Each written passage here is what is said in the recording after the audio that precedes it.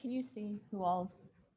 If we have, how many council members do we have away? If we had the other three I council forgot members? to join. We are. Great. All right, well, hello, everybody. We will go ahead and start our regular evening meeting. And first off, we'll have the invocation, which we will observe with a moment of silence, followed by the Pledge of Allegiance.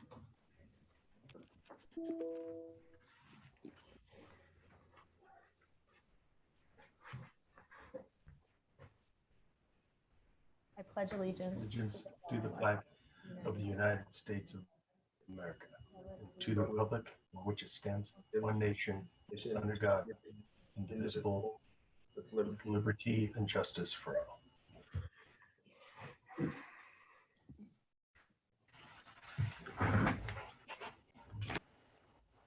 Thank you. Clerk, would you please call the roll? Bajent. Here. Clegg. Here. Halliburton. Here. Sanchez. Here. Thompson. Here. Woodings. All present. Thanks. And next up, under item 4, we have a request for approval. The city council meetings minutes from the work session and evening meeting of September 1st. Madam Mayor, I move approval of the city council minutes from the work session and regular evening meeting of September 1st, 2020. Second. We have a motion and a second. Clerk, will you please call the roll? Halliburton. Yes. Sanchez. Yes. Thompson. Woodings. Yes. Yes. Bajent. Yes. Clegg. Yes.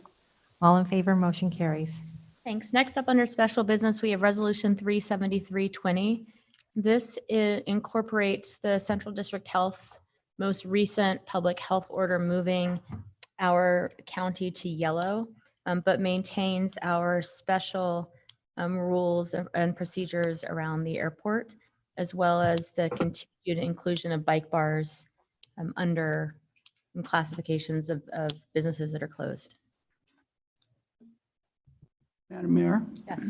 I've looked at this resolution, and it does indeed do what you just stated and ensures that the city of Boise maintains consistent regulation with Central District Health while also maintaining those items that we've identified need to be handled separately within the city. And with that, I'd move approval of Resolution 37320. Second. We have a motion and a second. Clerk, will you please call the roll? Halliburton. Yes. Sanchez. Yes. Thompson. Yes. Woodings. Yes. Bajent. Yes. Clegg. Yes. All in favor, motion carries. Next up, we have the consent agenda. All items with an asterisk are considered to be routine by the council and will be enacted by one motion. There'll be no separate discussion on these items unless a council member or citizen so requests, in which case the item will be removed from the general order of business and considered in its normal sequence. Madam Mayor, Yes. I move approval of the consent agenda. Second. We have a motion and a second. Clerk, will you please call the roll? Halliburton. Yes. Sanchez. Yes. Thompson. Yes. Woodings. Yes. Bajent. Yes. Clegg. Yes. All in favor, motion carries. Thank you.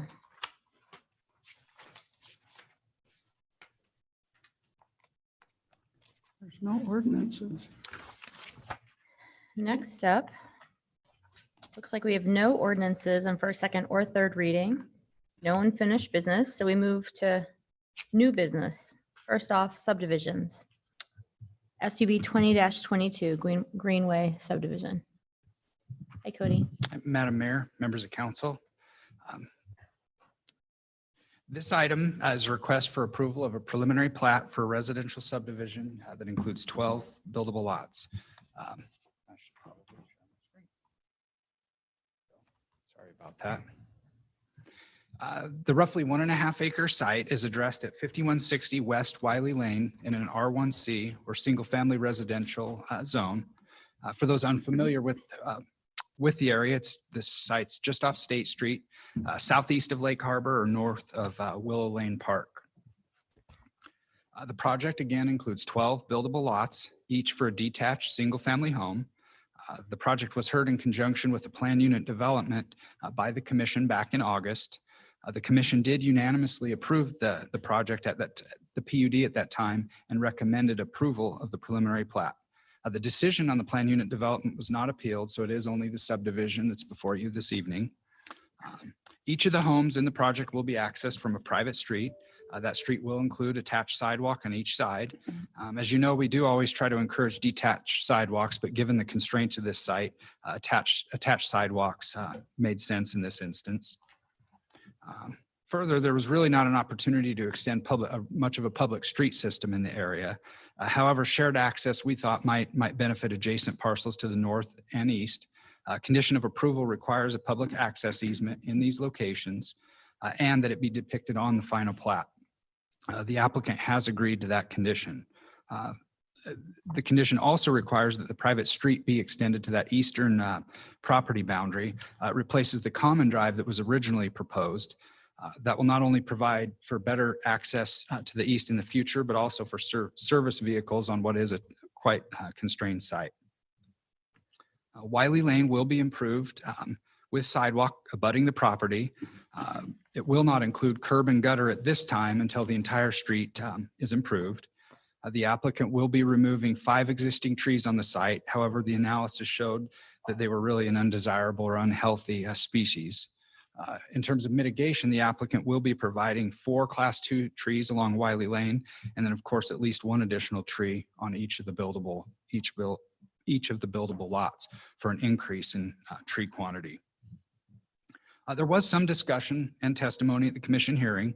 It was focused on traffic and compatibility. We acknowledge the project will result in some additional traffic in the neighborhood. However, counts will still be well below acceptable levels of service. Similarly, we recognize that this project will introduce a slightly different product type, but this still is a single-family project in an area generally consisting of the same. That diversity in housing, as you know, is certainly encouraged throughout our neighborhoods. The commission again found the subdivision compliant with the objective standards of the development code and consistent with the policy guidance of Blueprint Boise and unanimously recommended approval. So with that, we are recommending approval of the preliminary plat this evening. Thank you. Thank you. Any questions for Cody? Looks like nobody has questions. We have the applicant is Cole Kruger. Cole, do you have anything to add? Are you in agreement with are you here in the room by chance? I just realized I was, great. No, I'm not. I'm on Zoom. That's what I figured actually, but then I realized I wasn't looking out at the members of the public that are here and I should check. Welcome. Are you in agreement with the staff report? Do you have anything else you feel needs to be added?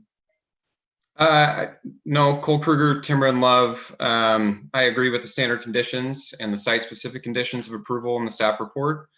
I'm just happy to answer any questions you guys might have. Thank you. And for the record, would you just state your address? 3024 West Fairview Avenue, Boise, Idaho, 83702. Thanks, Cole. Any questions for the applicant? All right, it looks, everybody here is, what is that? Shaking their heads no. So thanks for joining us this evening. Thank you.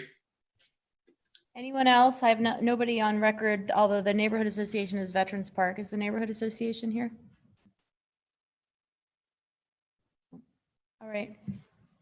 With that, Madam Mayor, I would move approval of SUB 20-22 preliminary plat Greenway subdivision. Second. we have a motion and a second. Thanks. Will you please call the roll, clerk? Halliburton, Yes. Sanchez, Yes. Thompson, Yes. Woodings, Yes. Agent, Yes. Clegg. Yes. All in favor, motion carries. Thanks, Cody. Next up, we have Sean Keithley to present number 1 and number 2 of public hearings. Surplus of real property first located at 2855 West Main Street.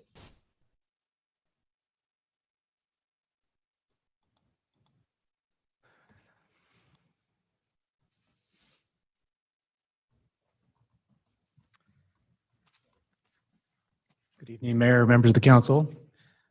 This item relates to the public hearing for the surplus of real property at 2855 West Main Street.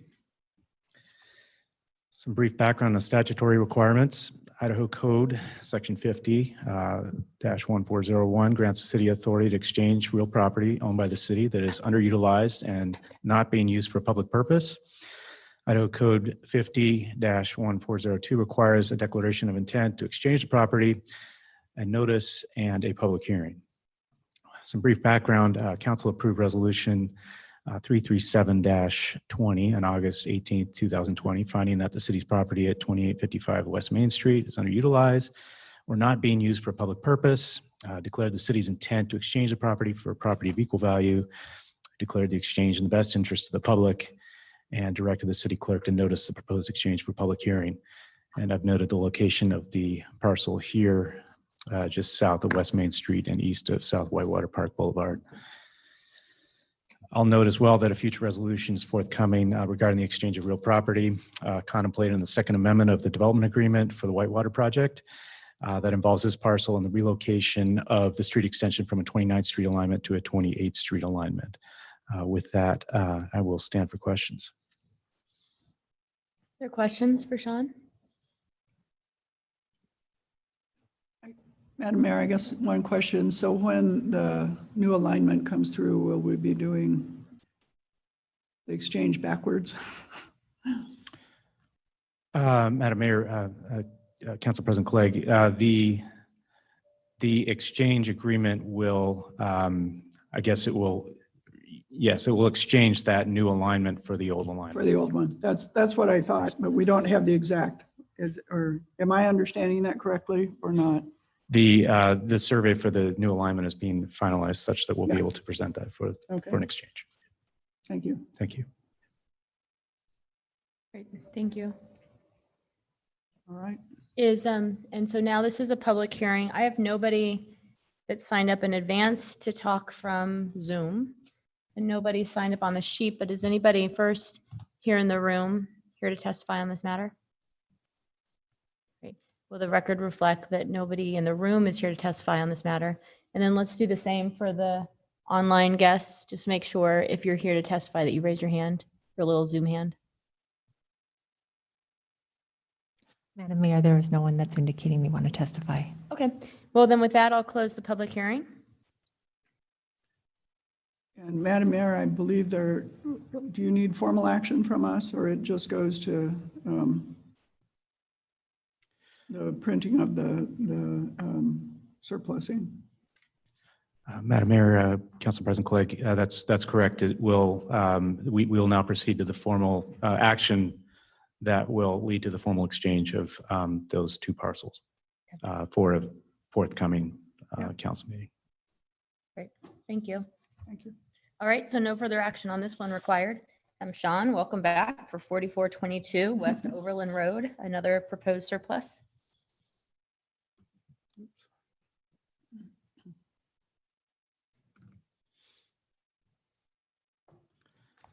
Thank you, Mayor, members of the council. This item relates to the public hearing for the surplus of real property at 4422 West Overland Road. Again, the statutory requirements, Idaho Code Section 50-1401 grants the city authority to exchange real property owned by the city that is underutilized or not being used for a public purpose. Idaho Code Section 50-1402 requires a declaration of intent to convey the property, a notice, and a public hearing. Some brief background, council approved resolution 335-20 on August 18, 2020, finding that the city's property at 4422 West Overland Road is underutilized or not being used for a public purpose, declared the sale in the best interest of the public, declared the city's intent to offer that property for sale at public auction, and directed the city clerk to notice the proposed exchange for public hearing. And I've also noted the location of this parcel on the diagram here just north of Overland Road. I will also note that in terms of next steps, a future resolution is forthcoming that will establish a minimum price for sale of the parcel at a public auction and any other actions required by mayor or council to allow that auction to move forward. With that, I'll stand again for questions. Thank you. Any questions for Sean? Nope. And nobody here for this one? Alrighty.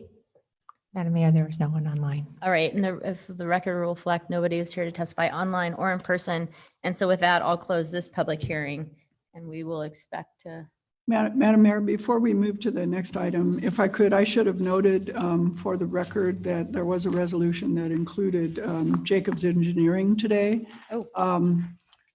38220. It is not any of the work that my husband is engaged in. He's on the design side, and so I did not recuse myself, but just wanted to note for the record that I do have a family member who works for Jacob, but not in this particular area.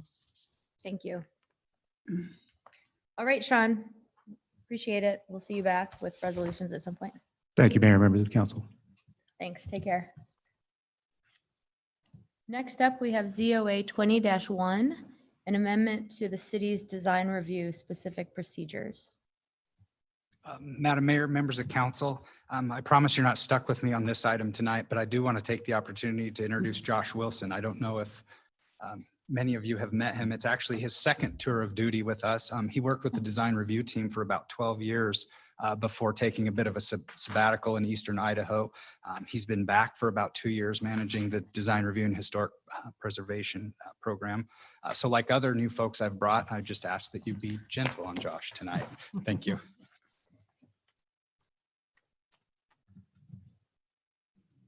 Welcome back. Thank you. Nice to see you. Thank you, Madam Mayor, members of council, and thank you, Cody, for that brief introduction. It's my pleasure to be here tonight to introduce a ordinance amendment aimed at addressing design review of administrative applications for demolition in the design review zones.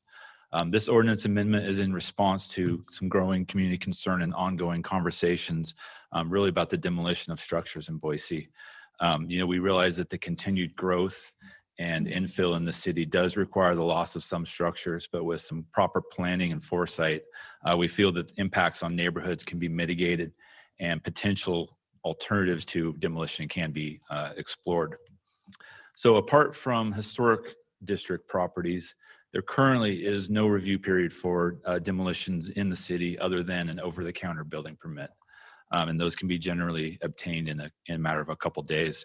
So this proposed ordinance amendment would require design review, approval, and administrative application for the demolition of any structure in a design review overlay, with the exception of uninhabited accessory structures. Those reviews typically take about 15 days. So what this process can do is it can help to ensure that sites proposed for demolition have appropriate redevelopment plans, appropriate plans for revegetation and mitigation of unsightly or unsafe conditions. And it can also create a slight pause where conversations around alternatives to demolition or alternative streams for that waste created from the demolition can take place. While not ultimately prohibiting demolition, it's important to note that this amendment is the beginning of a much larger conversation. There are ongoing efforts to address demolition in the city in terms of sustainability, affordable housing, and this is really the first step in that conversation and really just an effort to get something in place, some review of demolitions where there is none currently. So as proposed, we feel that the proposed ordinance amendment promotes the goals and policies of Blueprint Boise. The Planning and Zoning Commission recommended unanimous approval of the amendment to council, and we would respectfully ask for your approval tonight. And with that, I will stand for any questions. Madam Mayor. Yes, go ahead. Hi, Josh. Thank you. Great job. I'm wondering if there's any plan. I know that we've been having kind of a concurrent conversation around offering some kind of incentive for the preservation of existing buildings. Will this kind of give the opportunity for a slowdown so that P&Z staff can then educate building owners on alternatives to tearing down buildings? Madam Mayor, Councilmember Woodings, that's absolutely correct. This it's a slight pause. There's a couple-week review period for a design review application, but that can give the opportunity to have those conversations with property owners. It's also important to note that neighborhood associations will be noticed on these approvals. So there's another stream of opportunities there for the neighborhood association to get involved, for concerns to be raised about these properties and some alternatives to be discussed.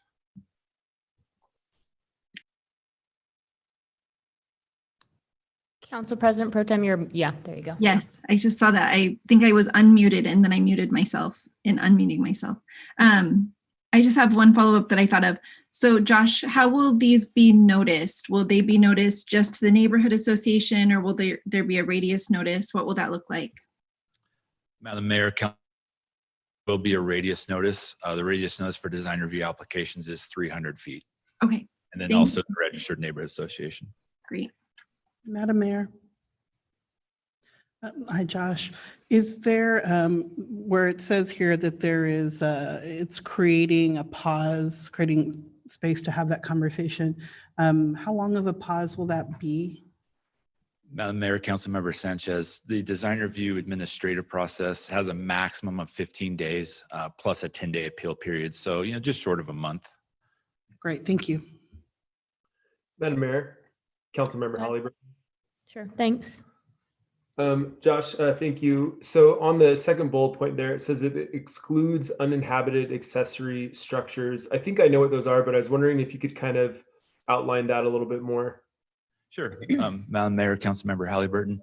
So that would be a detached garage without an ADU, a shed, a pergola, or any kind of other accessory structure. Yeah, anything other than a main occupied building. Madam Mayor, just to follow up there. Mm-hmm. So I guess when I'm thinking about that, I'm wondering if there are any cases where those structures would be considered as well. Like if you were thinking of a place that had a 100-year-old barn or something that was not the main structure that was on the property, and if those types of things are included, or if that's something completely separate. Madam Mayor, Councilmember Halliburton. So I think it's a fair statement that any significant accessory structure, such as a 100-year-old barn, would be located in a historic district, which has its own review process for demolitions. Both contributing and non-contributing structures require approval within those historic districts. The circumstance where a design review overlay property would have a very old structure like that. I'm not aware of any, not that it couldn't happen, but I think it would certainly be the exception. Sure. Thank you, Josh. Madam Mayor. Yes. Welcome back, Josh. Thanks. It's good to see you. So this is not the full demolition review ordinance that we've been working on, but I guess my question is, you see this as a first step while we continue working on that, so that we, at least in the areas where we have the D and DD overlay, we have some purview. Is that correct? Madam Mayor, Councilmember Clegg, absolutely. This is not the full demolition review ordinance, but I think it's an important and easy to implement first step. Thank you. Other questions? All right, with that, I will open the public hearing. No one signed up in advance, so let's start first with people that might have called in or are on the Zoom. Is anyone remote wishing to testify? Madam Mayor, I do have one person with their hand raised. Great, let's go ahead with that person. And then on these, I'll first check in with people on the phone so they can get off if they want. And then I'll check in with the room to see who here would like to testify. Okay, go ahead. And if you'd please state your name and address for the record, we'd appreciate it. Yes, Richard Llewellyn, 9170 Hill Road. Thank you for considering this and moving forward on any kind of situation which will, pause demolitions. As somebody who's grown up by the landfill and sits on the Solid Waste Advisory Committee, about 10 years ago, I was hearing we had a 90-year life in the landfill. Last I heard, it's 45 years. And so it's reducing quickly. We actually don't have a plan in Ada County to save money for the next step, whatever that is. we have money set aside to close the landfill, but whatever happens next is going to be a problem. And some of the components of demolition, like gypsum and drywalls, really does add a problem to the landfill. That creates the hydrogen sulfide gas that's been a problem in the past. So thank you. Moving forward on this, I'd support all these efforts. Just a note to Jimmy Halliburton's point out here, we do have 100-year-old barns and they're not in any historic district. And that's kind of typical of the edges. So thank you for moving forward on this issue. That's all. Thanks, Richard. Anyone else by Zoom? Madam Mayor, there's no one else on Zoom. All right, thanks, Shar. Okay, yeah, come on up. So then what we'll do, I don't have signups on this, so if you're here to testify on this, go ahead and come up, give us your name and address. Somebody sat down, the next person can come up. My name's Greg Olson. I live at 8399 West Hill Road. And I've been a citizen of Boise since the early 70s. And having been on Hurricane Katrina relief back in 2005, I witnessed entire gas stations that were bulldozed and loaded on the back of trucks, put into fields and dumped. When you had substantial recyclable materials that would be of value to many of the businesses here in the Idaho area. There's a number of recycling businesses, Pacific Recycling, others that have the ability to grind up and make a profit off of a lot of these materials that would otherwise go to the landfill. I want to speak in favor of incentivizing better resource handling processes. We can improve our economy, and just with a brief slowdown on teardown of materials and a repurposing of those materials, I think it's a greater good all the way around, without substantially increasing the cost and maybe even turning a better profit, and getting some of these businesses that are already recycle oriented a big boost in this city, as well as Richard's point as to saving our landfill for an extended period of time. So I would like to speak in favor of this and would like to recommend that we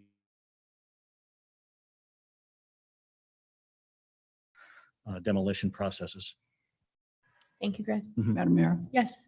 You had a question? So just a quick note and question. In fact, we are working on going further than this. And if I'm hearing your testimony correctly, you would support efforts to include deconstruction and reuse within the full demolition ordinance if we do go forward with it? Absolutely. In fact, I own a small renewable energy business myself. We try very hard to recycle any materials, metals, et cetera, that have any possibility of being reused. And there's real money in that. It's a real economy, and frankly, it's saving a lot of costs as well as far as shipping, deconstruction, a new landfill, millions of dollars there. So Thank you. I agree with you. Okay. Thank you. Anyone else? Go ahead. Come on up. Welcome. David Klinger, 1404 North 24th Street. I was late this evening. We've been working this week to try and incentivize the new owner of the Booth home on 24th Street to put more materials into adaptive reuse. That high profile project is in an extended historic district, so it's really not analogous to what we're talking about tonight. But it does show the current difficulty in even getting owners of properties in designated historic districts with designated historic structures to put perfectly reusable materials back into an adaptive reuse stream. And I'm talking about solid wood doors, plumbing fixtures, bricks, materials that have value, but even when you have a issue like the Booth home, which has attracted so much attention and so much publicity, it's an uphill battle trying to get those materials quickly into adaptive reuse. And we are facing demolition of portions of the Booth home property in the coming weeks. So I've been working with Preservation Idaho to try to engender that type of a response from the new owner. So I would like to suggest that as much specificity as you as council members can bring to this issue of adaptive reuse of materials of value, that needs to be a large component of your discussion. And I think tonight's step is a step in the right direction. Thank you. Thank you.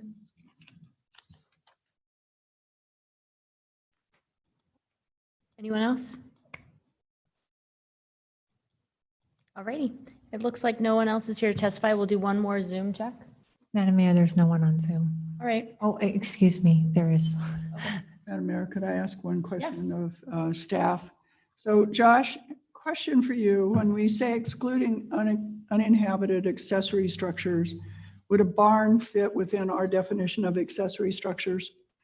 Madam Mayor, Councilmember Clegg, yes, it would.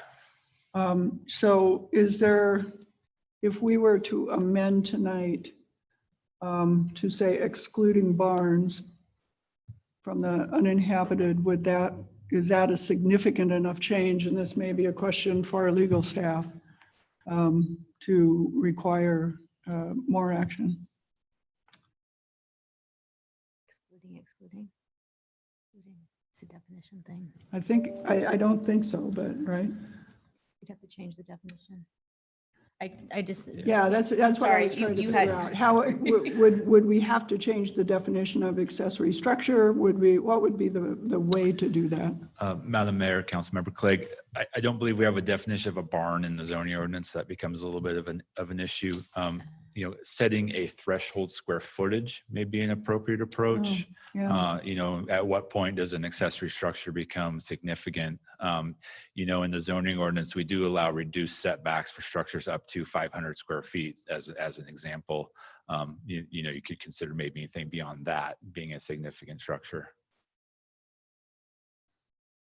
I hate to make that action from the dais tonight without really researching it, but I do understand the issue of considering barns more valuable than the rest of the accessory structures.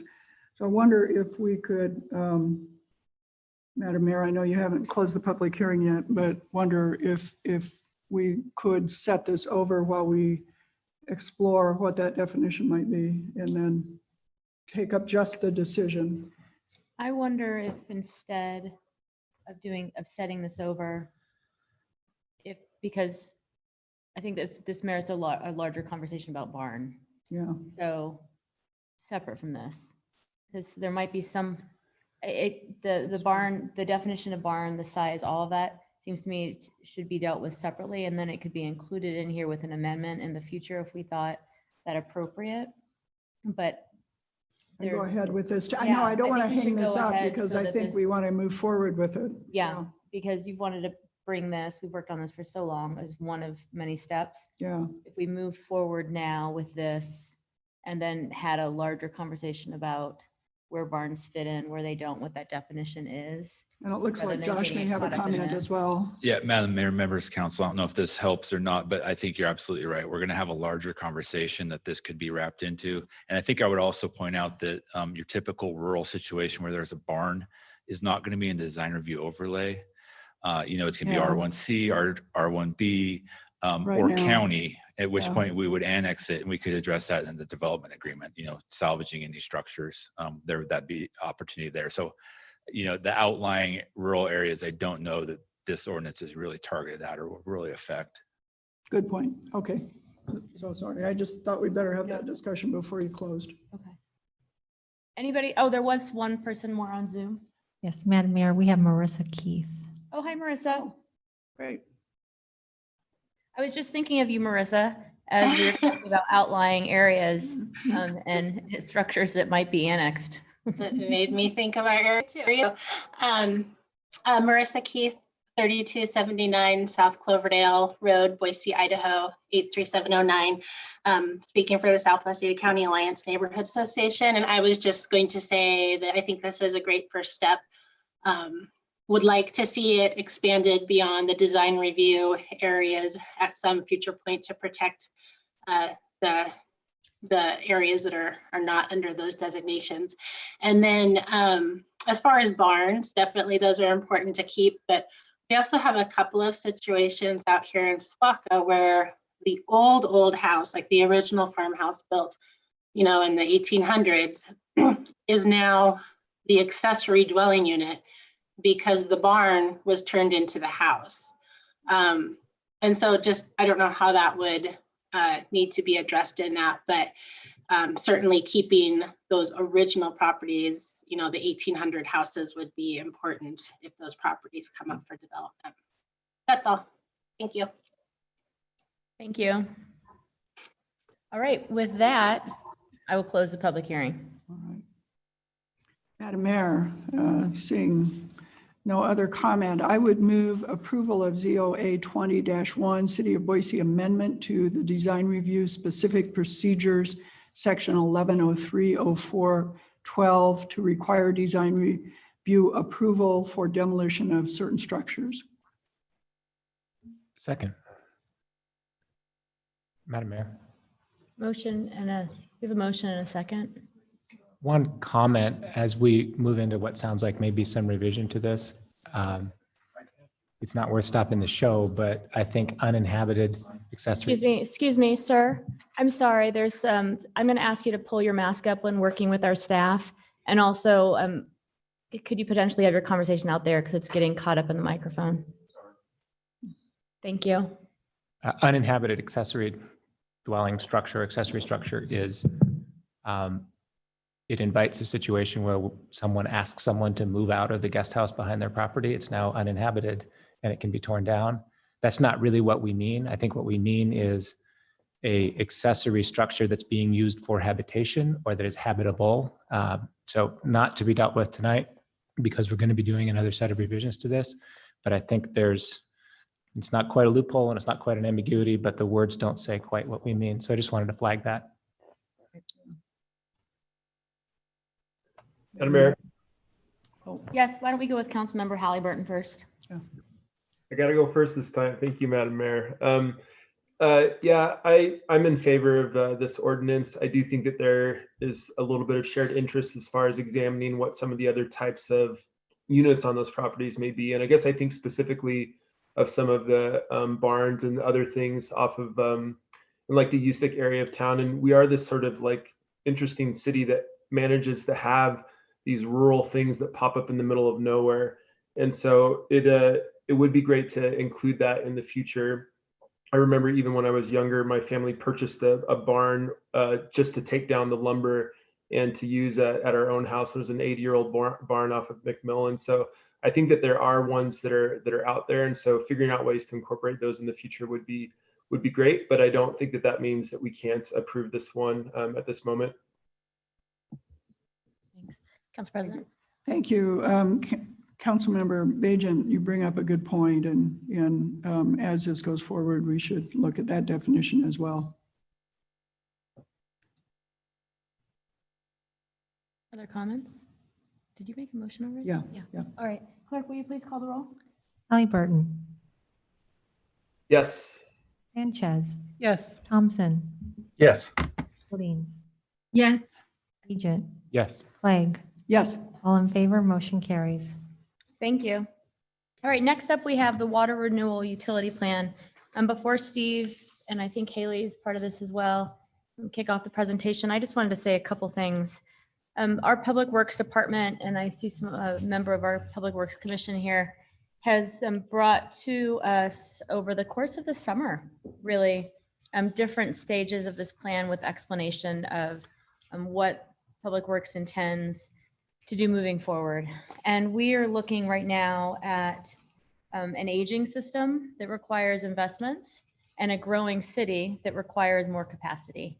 And so the issue before us is how we care for the investments that were made long ago to ensure that they continue to work for our community and invest in the future, recognizing that we will have more need to clean our effluent, to treat waste, to clean water moving forward. And so how we grow that system. And then finally, we've asked them to look at this also being mindful of the investments that we make will be large investments. We have a responsibility to protect the investments and really that belong to the people, the money that's being made to create a system that works today and well into the future. And it's quite well into the future. And well into the future, we'll be seeing more and more constraints around water. And so we have wanted to make sure that as a city, we're recognizing, as many people around the world are, that water will become more and more of a commodity. And we need to do everything we can to protect that commodity in the interests of our citizens, because it'll impact each of our monthly bills and the access that we have to water in the long run. And so with that, I'd ask you to start the presentation. And then it's public hearing tonight, so we're going to start with people on the phone first, and then we'll take care of the room and have a conversation after that. Thanks, Steve. Thank you, Madam Mayor. Madam Mayor, council members, my name is Steve Burgos. I'm the Public Works Director for the City of Boise.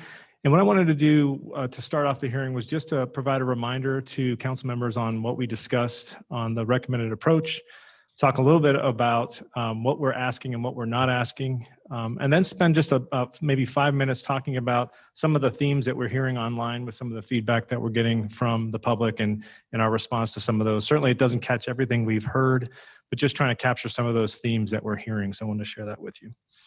So as a reminder, the recommended approach that we presented a couple weeks ago, first emphasizing, as the mayor alluded to, this is the existing system, and what's not shown on here are all the pipes and pump stations that move wastewater throughout the city. And the bulk of our investment in the next 20 years is going to be to replace a lot of these aging assets. So you see the Lander Street facility there, that was built in 1949. It's almost 70 years old, or over 70 years old, and it just needs replaced. We've squeezed just about every piece of useful life out of that facility. And so over the next 20 years, we're going to be replacing that. West Boise will see upgrades to meet certain regulatory requirements like phosphorus removal. And then certainly there's large diameter pipelines throughout the system that we'll be slowly working towards replacing in the next 20 years. But in addition to that, the investment that needs to happen in the existing system, we'll be looking at how do we evolve the utility into the future. And so some of the options we're looking at are enhancing the river. So that would be in-stream improvements in the river, where we would look to more natural solutions to addressing things like temperature. That could include things like using recycled water for irrigation to mitigate the temperature load on the river. The third facility that you see in the southeast is a concept where we would promote industrial recycled water. And so we'd work with industrial dischargers in that area to potentially take their water, recycle it, and give it back for another use. That third facility is adding 5 additional million gallons per day of capacity. Over the next 20 years, we'll need about 10 additional million gallons per day of capacity. So at about the 2035 timeframe, we'll need to add a 4th facility somewhere in the city, don't know where yet, that could be related to maybe a new development or planned community where we'd have recycled water there as well. So 5 million gallon per day facility that could recycle water and potentially recharge the aquifer. And so that's, as we look out into the 20 years, the big policy decisions are reinvesting in our infrastructure, meeting regulatory requirements, certainly the capacity constraints that we have as a city. We're a growing city, and we want to be able to accommodate economic development as well. And then what we heard from the citizens as part of the outreach process that lasted almost 4 years was that there was interest in recycled water. And so we were asked to include that as part of the program moving forward. So just a reminder of the scale of the investment that we're looking at. You can see the kind of key investment areas: asset condition replacement, capacity, regulatory, and community expectations, with almost 3/4 of the investment needed focused on just kind of the nuts and bolts of our utility, the really meat and potatoes of replacing old assets and then adding capacity to the system. And so as we move forward and start to think about how do we take this plan and turn it into policy, we have three kind of key policy questions for council that we're going to ask you to contemplate on October 13th. And really what we're asking is confirming that the recommended approach in the utility plan effectively addresses these three policy questions. I won't belabor them. We've talked about them several times. And so what we are asking on October 13th is affirmation of the three key policy questions, that in fact, the plan that we've developed meets the intent of those policy questions. In addition, we're asking for approval of the utility plan. Does the plan support those policy directions? What we are not asking is a decision on any specific projects. We will be back in front of council on an annual basis as part of the fiscal year budgeting process to propose to you, okay, there's a concept that we're thinking about. We'd like to do a study on this concept, or we'd like to move this concept into more of a defining stage of the project. We'll be back in front of you, and in those situations where we have an external facing project with the public, we are committed to getting much more community engagement involved in that process if there's an external facing project. We are committed to that. We're also not asking you for any decisions on a specific funding strategy. We'll be coming back to you in the coming months with ideas on how we best do that. And just the next steps with council. Tonight, we have the public hearing. We'll be accepting formal comments through the 25th of September. And then obviously citizens they can reach out to council members through the 13th if they have additional comments, with the decision hopefully being made on the 13th, whether we will move forward with the policy level implications of the plan. So I wanted to spend just about 5 minutes talking about some of the common themes that we're hearing in the comments, both online, on social media, et cetera. One is that there's concern over the adjusted schedule associated with the pandemic being used to push a foregone conclusion. There are no foregone conclusions from a project standpoint. We'll be in front of you talking about any project that we are going to propose, whether it's a concept or an actual project. We'll be back in front of you to get on a year-by-year basis to get approval to move forward, whether it's a study, whether it's we're going to be better about clarifying that and getting that direction from council. Our intent is to balance the many factors in decision-making. So probably the most important is community expectations, and that was part of the reason we had such a robust community engagement process.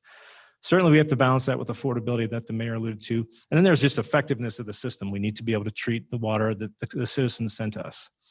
So on the 13th, what we're asking council is a decision on policies, not projects. So there are no foregone conclusions. We've had comments regarding Class A recycled water and that it falls short of addressing emerging constituents.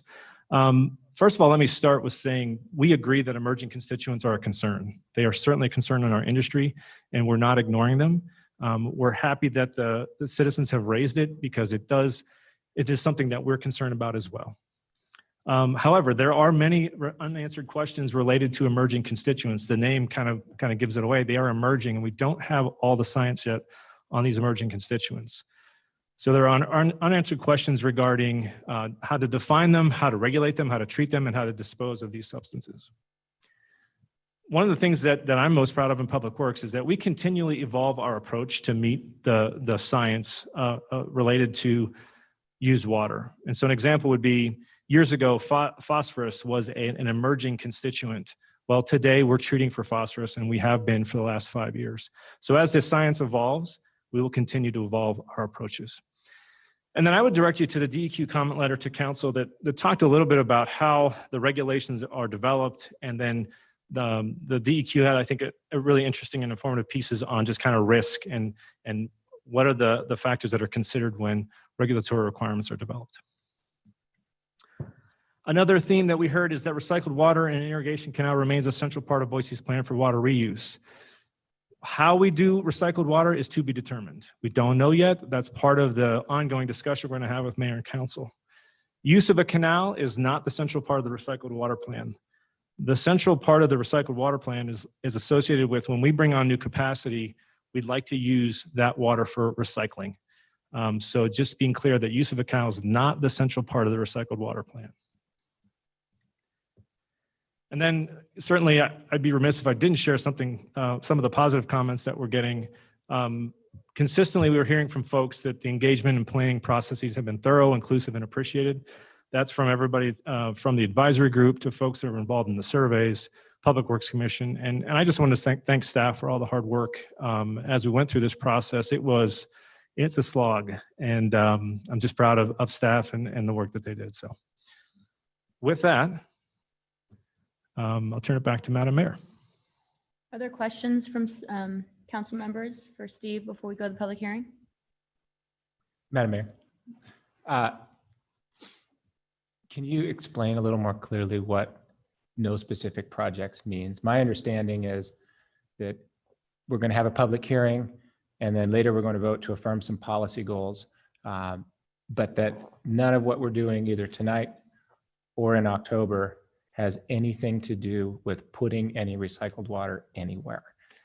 And if that's not correct, we should get clear on that, because I know this is something that the community is very concerned about. Madam Mayor, Councilmember Bajent, thank you for that. What we're proposing are concepts and policies. We will be back in front of council with specific concepts and projects in the coming years.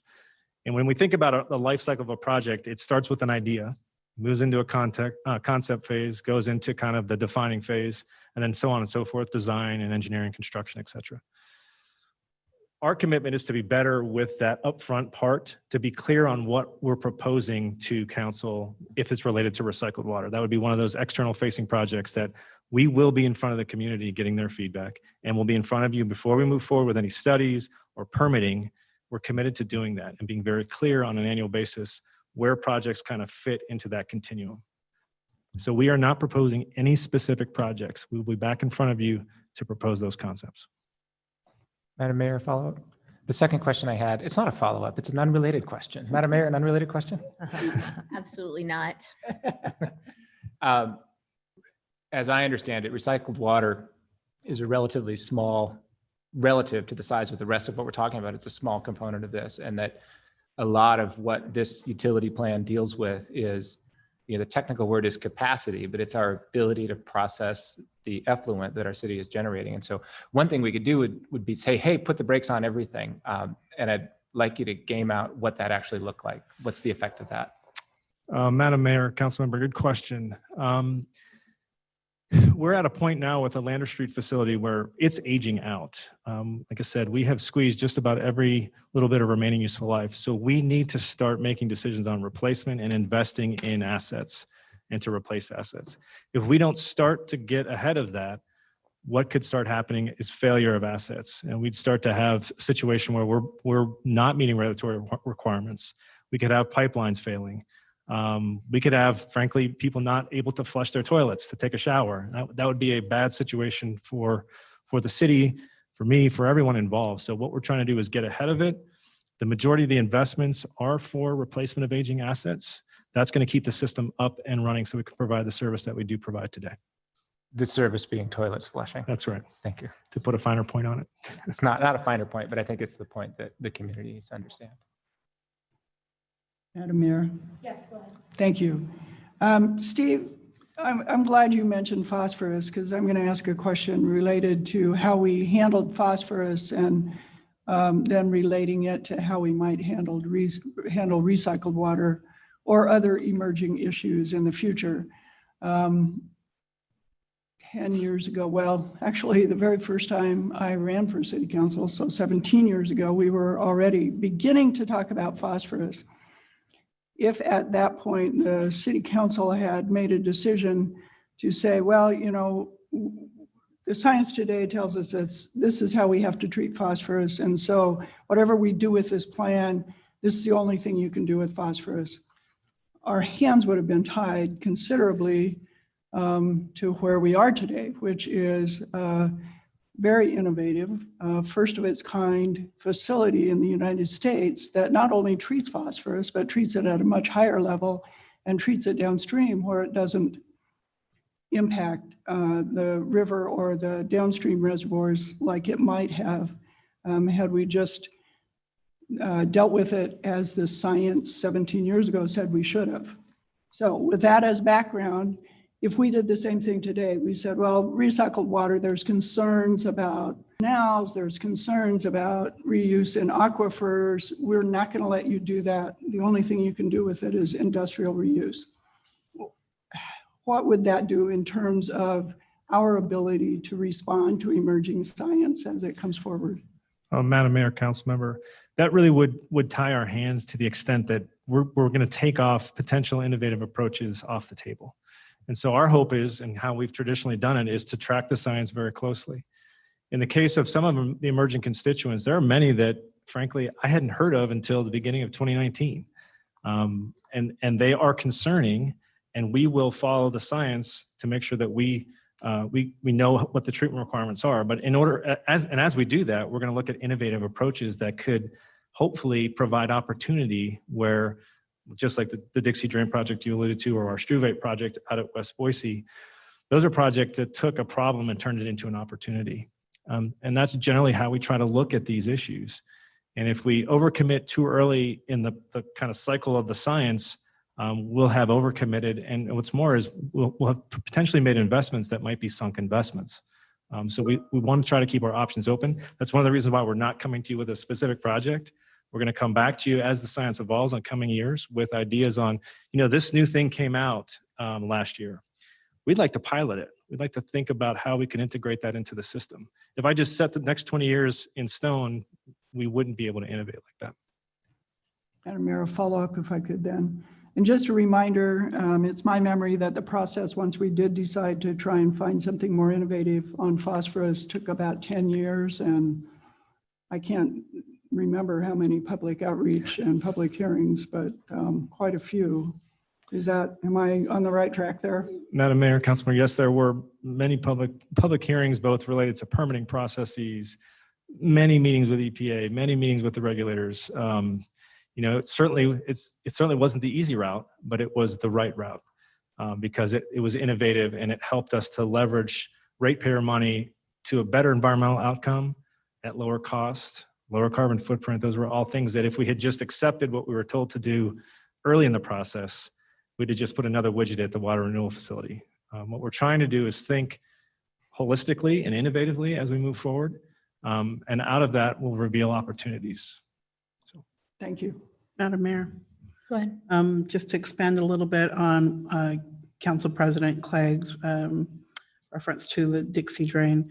So what happens to that phosphorus once it's treated out? So Madam Mayor, Council Member, so out of the Dixie Drain, we use a painfully simple process to get the phosphorus to bind up and settle out. When we have it settle out, we pump it over to a drying area, and it stays on site for now. And we're looking for innovative uses for that material potentially. Probably in the next 5 to 6 years, if we can't find an innovative use, we may have to landfill it. We're hoping we don't have to, but that's where it is right now. It stays on site in the flock management area is what we call it. Madam Mayor.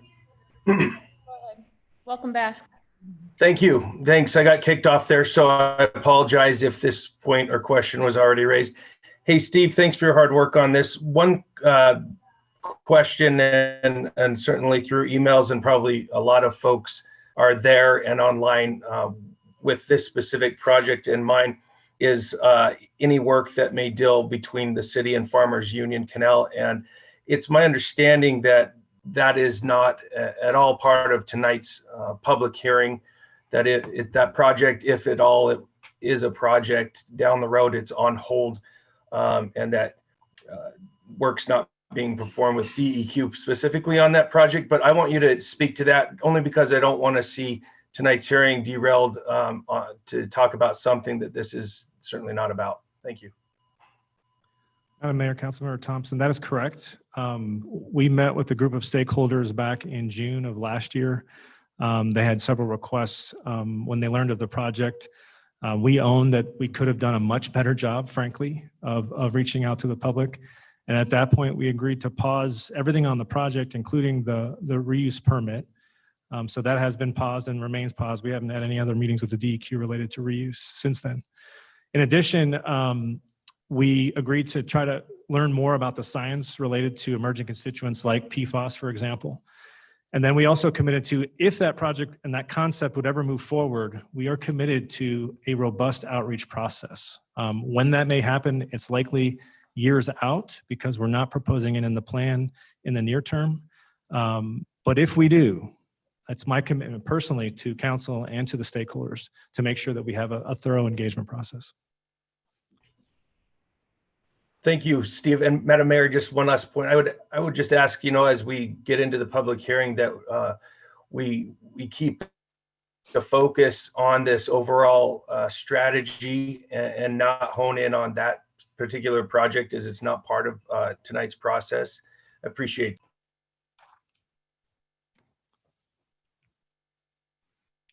Madam Mayor. Yes, go ahead.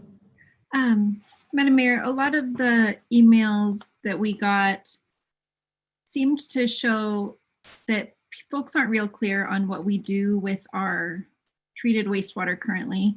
Wondering if Steve can just touch on that real quick, just kind of the current state of what happens with our treated wastewater that comes from the city.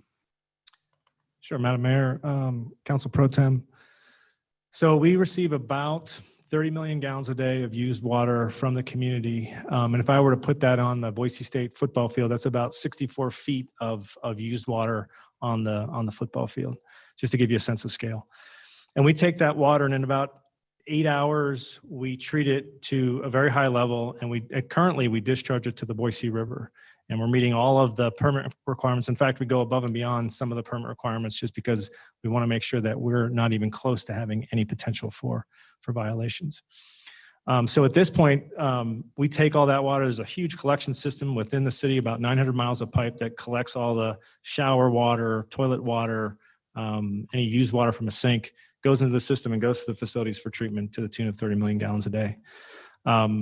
We do that 24 hours a day, 7 days a week, every hour of every day. We've joked a little bit about no flush Fridays. There's no such thing as those. In our world, we have to treat the water. That's currently, we use a secondary treatment process and a biological treatment process. In the future, we're going to be adding filtration in the coming years, both at West Boise and likely at Lander Street, which is going to be a tertiary filtration process. So we'll increase the treatment process even further in the future. Great, thank you. I think it's important for folks to remember what we're starting with so that we can really get a good idea of what we're doing that's different, or what we're proposing that's different, and what our values are going forward. So I appreciate that, Steve.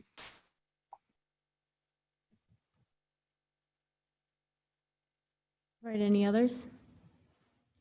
Okay, we're going to take a quick recess before we start the public hearing. And when we come back in 5-ish minutes, I'll have just a couple other instructions related to how we will be taking testimony. Thanks, Steve. Thanks, Haley.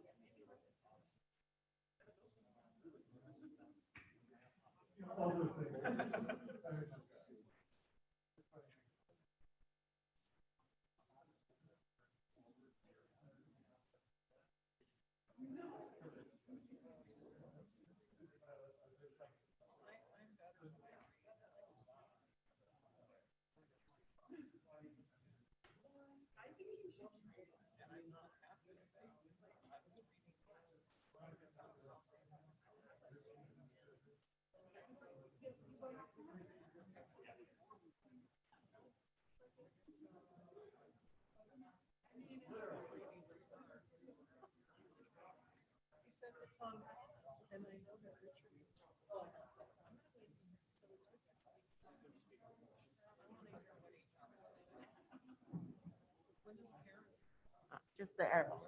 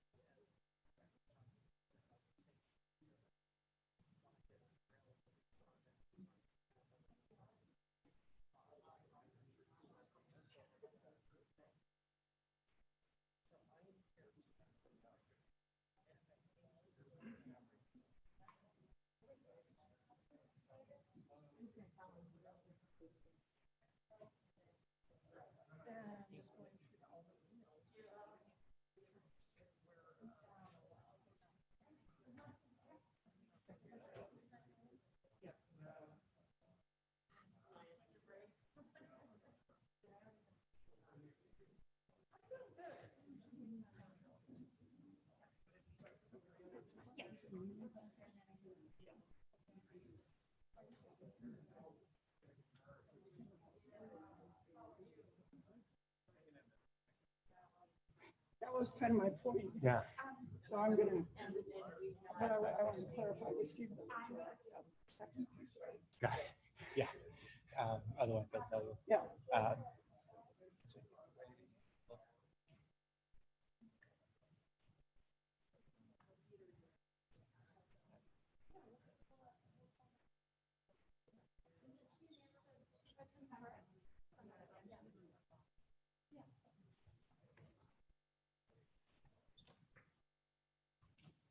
That's my plan.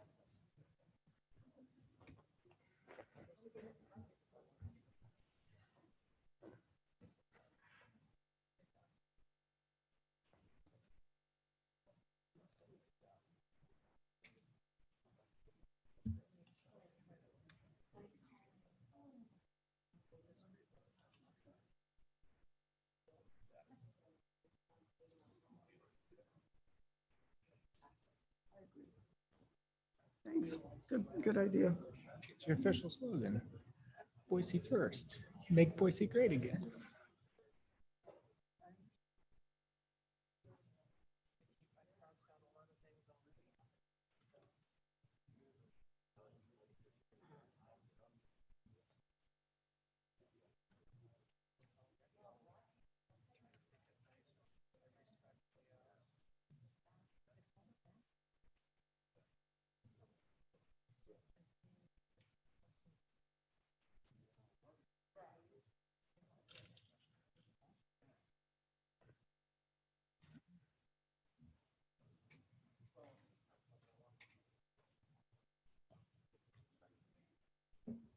Okay, we're going to go ahead and get started. I want to, we're going to do this with a couple of different ways. First off, as staff made clear, the issue before us is the larger question of policies and systemic investments that we make in the years to come. Many people tonight would like to talk about a specific issue related to the canal. So first, we are going to hear from Boise residents first, and then residents from any neighboring communities after. But first, I'm going to ask that anyone that is here to testify on the overarching plan, not a specific element of a plan, I'd like to hear from you first, so that then we can clear those of you that want to have the larger conversation out. And then we'll hear from those of you that are here to talk about a specific issue and project within a potential project within a plan. So first online, are there any Boise residents? Oh, and I'm actually going to take one more point of personal privilege, and that is I'm going to call on Michelle Doan, a Boise resident who is on the East Coast this evening. So it's 9 o'clock for her. So Michelle, why don't you go ahead and raise your hand, and Shar will let you in. We'll hear from you. And then I'll see if there are any others on the phone or on Zoom that would like to speak specifically to the overarching water renewal utility plan. Good evening. Can you hear me? Yes. Hi, Michelle. Hello. Good evening, Madam Mayor and City Council members. My name is Michelle Doan. I live at 2900 North 32nd Street in Boise.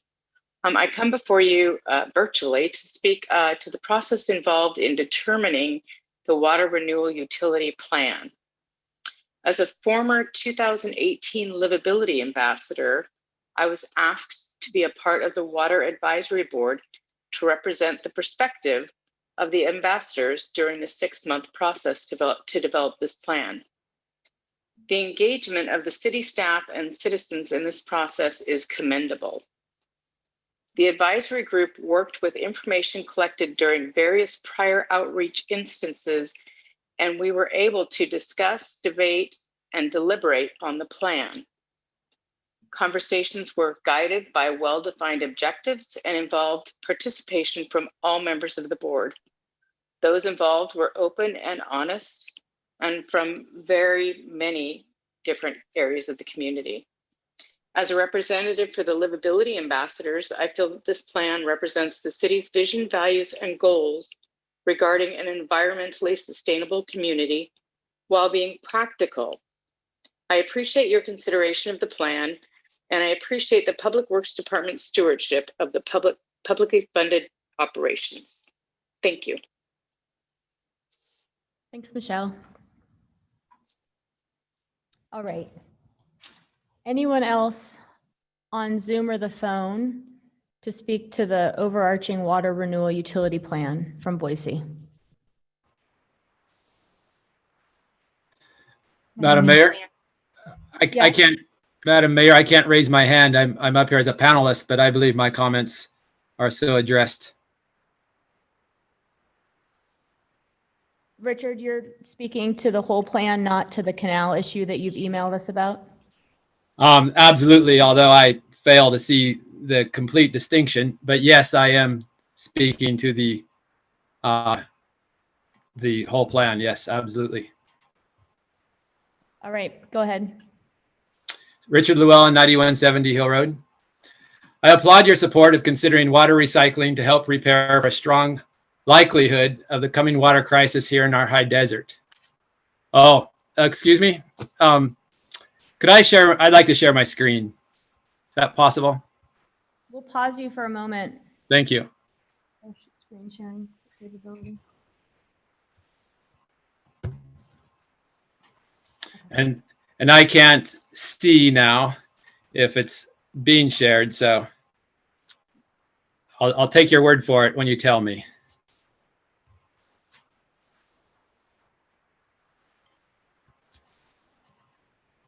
It's not being shared yet. Okay, thank you.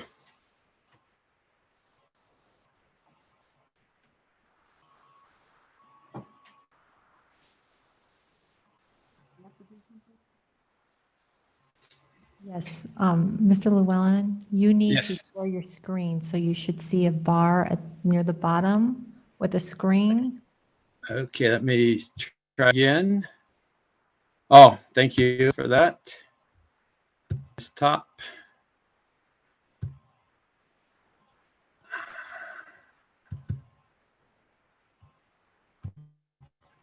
Okay, that looks like it is working, right?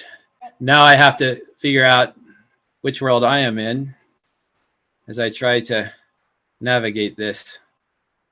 If you don't mind just giving me, okay. Great, thank you. I apologize for that. It's a little tricky. Can I start again? Will that work? Yeah, you've got, I mean, we just paused you, so go ahead. Okay. Okay, thank you. So I applaud your support of considering water recycling to help prepare for a strong likelihood of coming water crisis. However, you as council have not been informed of the very real threats to long-term water and soil quality and human health from water reuse.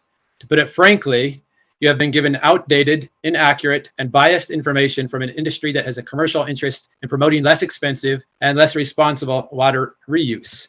The presentation you heard from Carollo engineers on the state of water recycling at your August 18th work session was biased and contains gross inaccuracies.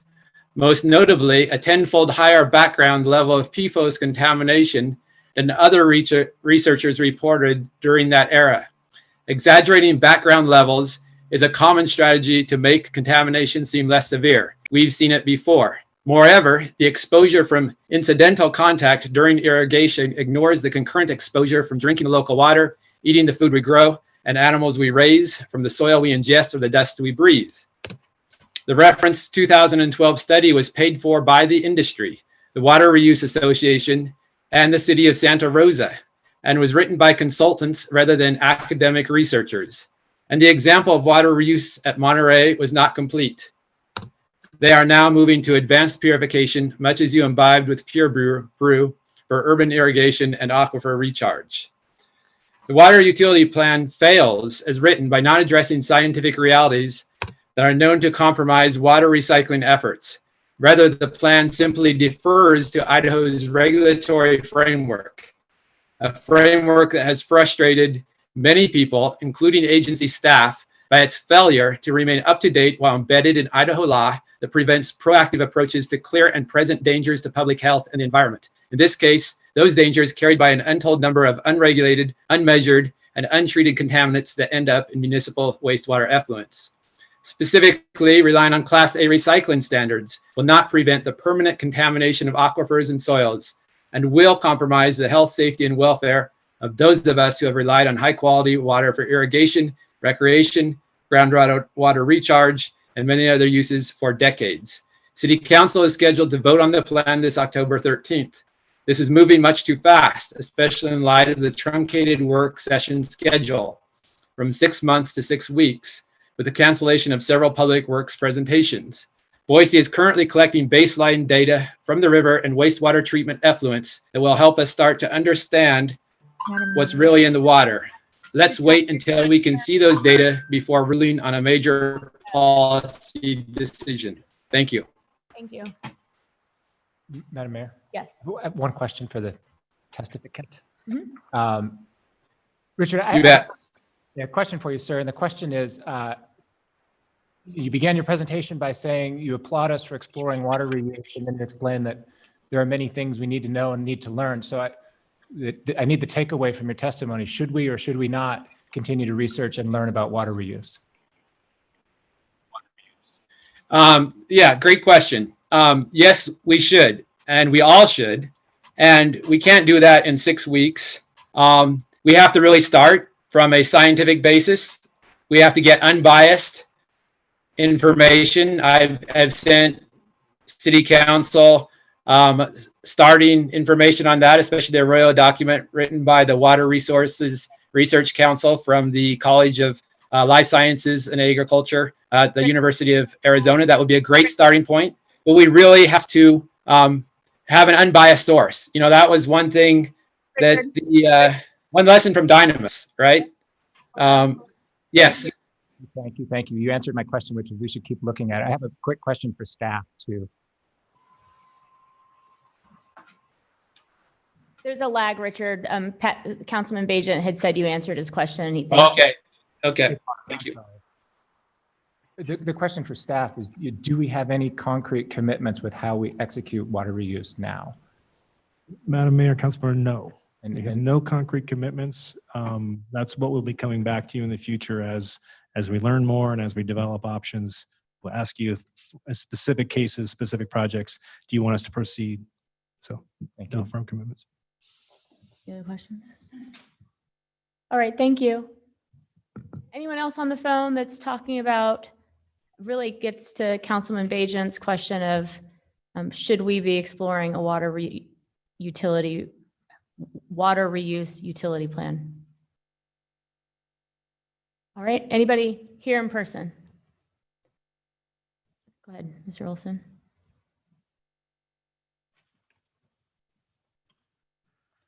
You're Boise, yeah, Hill Road. Yes. Great. Yep. I'm also first on the list, so you can probably cross that. Thanks. So Greg Olson, 8399 West Hill Road, Boise. So I want to start with, I think Boise City is an oasis of renewable plans compared to much of this state. And from what we've seen, I do want to say I'm very pro Boise, lived here my whole life, and I intend to continue. So my dad was fortunate enough to work on the hydroelectric addition to Lucky Peak. One of the problems they had was overheating the water, which I believe is one of the problems that has been the impetus for a lot of these other problems that we're now talking about. The fountain in the middle of Sandy Point was the solution to that problem. They both got a really cool fountain in the middle of a play area, and it's the overheated water from the turbine that is punched up in the air and cooled off. Along those lines, India has huge population centers that are dealing with their water problems by engineering specific plant types that have a tendency to pick up specific pollutants. A way that we can deal with that is to mimic other successful systems in larger cities. And I think the first step there is we have to invest in a good testing regime so we know what's in the water to begin with. Then once you have that, we look at successful systems from larger populations and then move towards that goal. Water parks, for example, where we have these different plant types, we could literally make this a win-win where we're dealing with the pollutants as well as making, say, a walking area with lots of little water features that create a lot of evaporation to deal with both heat and pollutants. That's my suggestion. And I think in general, there's a lot of options out there that can be leveraged off of. So really testing is the big thing I'd like to point out initially. Thank you. Yes. Oh, Mr. Olson, you might have a question here. Sure. I actually have a question of staff, but okay. Hopefully it'll help your understanding as well. My understanding is that part of the pyramid that you showed us, near the top of that is more robust testing than what we do today. Is that right, Steve? Madam Mayor, Council President, that's correct. We've actually started testing within Boise different kind of sources of water in the city. We started that in May, July, September And we're getting those results, analyzing those results, and we're going to share those with, that was a question that Councilmember Sanchez had during the presentation. Hopefully in the next couple of weeks, we'll give you some preliminary results on what's happening. The first first take is that we're not abnormal from any other city. We have the, caffeine and DEET and all those things that folks use. So those data sets we'll be sharing with council to make sure that everybody's on the same table. And again, using data and science to make smart decisions.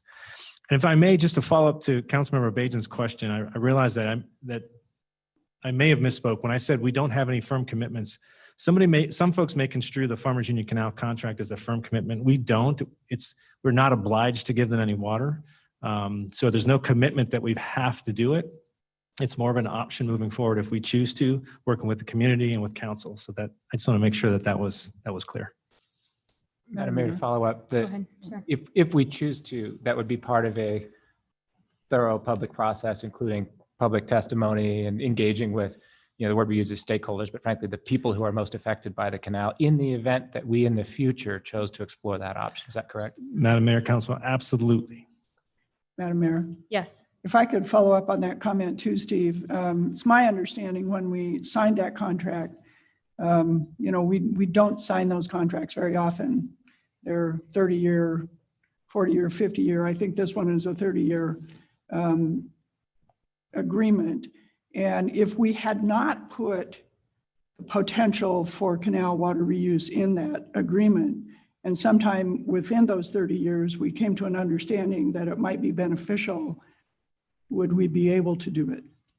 So if we had not had the agreement, it'd be difficult. We could potentially do that. One of the reasons we tried to move forward with it was asking the question of the Farmers Union Canal Board, are you even interested? If the answer was no, then that option's off the table. The answer was not no, in fact, they were interested. So that was part of I wasn't around back then, but that was part of the impetus for the agreement, was to keep that option open and start defining, okay, well, if this idea starts to become a concept, what is it that we'd have to do? That's starting to define one piece of that. But without that agreement, we couldn't really even begin. That's correct. That's correct. Thank you. All right. Anybody else on Zoom? Oh, wait. That's right. I already did Zoom. And back to in the room. Sorry. Welcome. I don't know how to work slides, but I did submit 5. You submitted slides? Yeah. Can you just, Lori, can you talk into the mic? It's a little harder to hear with the thing on. Yeah, thank you. Sorry. Thanks. You can keep it on if you want. I just needed to hear it magnified. Is it okay if I take it off? Yeah, yeah, yeah. Okay. Just while I'm testifying. And I just push forward on this thing, right, as we go. Is that how it works? Great. Okay.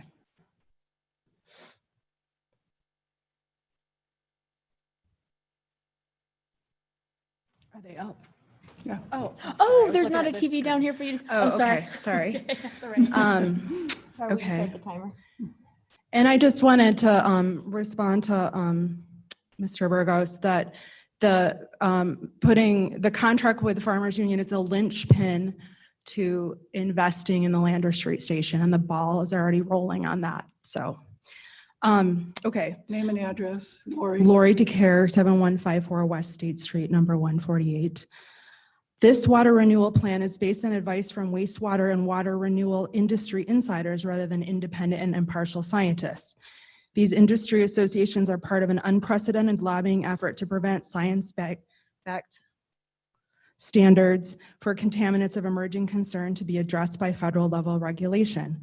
According to Bloomberg law, these associations have spent far more than any other industry group lobbying Congress to prevent scientifically based regulation of the forever chemicals PFAS that often remain in treated wastewater from being listed as Superfund hazardous substances.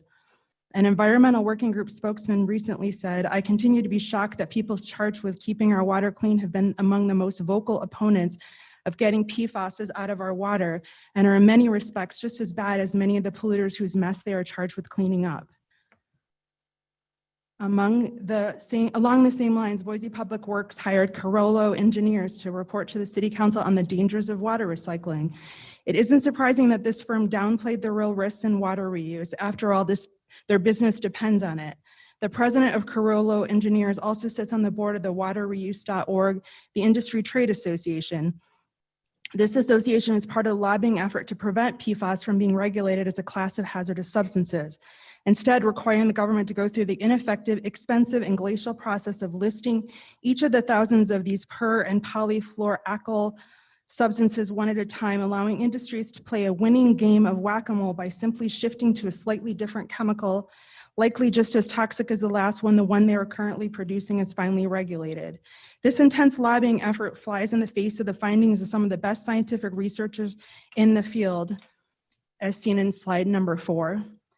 Unfortunately, Boise is getting its advice from biased sources rather than leading independent scientists. The city's 210-page water renewal plan was prepared by Brown and Caldwell, also a supporter of the American Water Works Association anti-regulatory lobbying efforts, and not surprisingly, is Boise Public Works Director Steve Borges's former employer.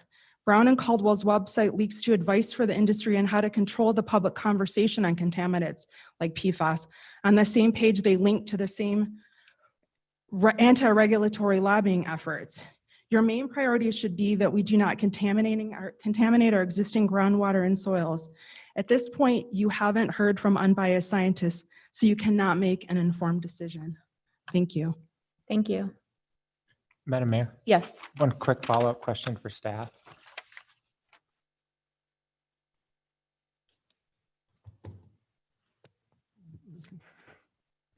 Which is, does any of our water utility plan that we're discussing tonight commit us to delivering recycled water to any part of the city of Boise, or commit us to delivering potentially contaminated water to any part of the city of Boise? Madam Mayor, Councilmember, this plan does not commit us to recycling water. It commits us to looking at options for recycling water, which we'll bring back to you in subsequent meetings.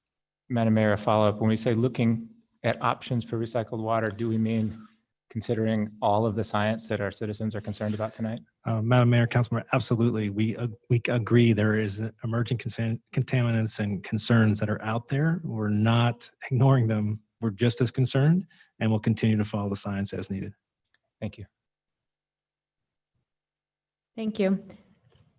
All right, so now we're going to go back to the folks that are on the Zoom that wanted to speak to us. Oh, no. Crispin, you were speaking to the overarching plan. Sorry about that. Come on up.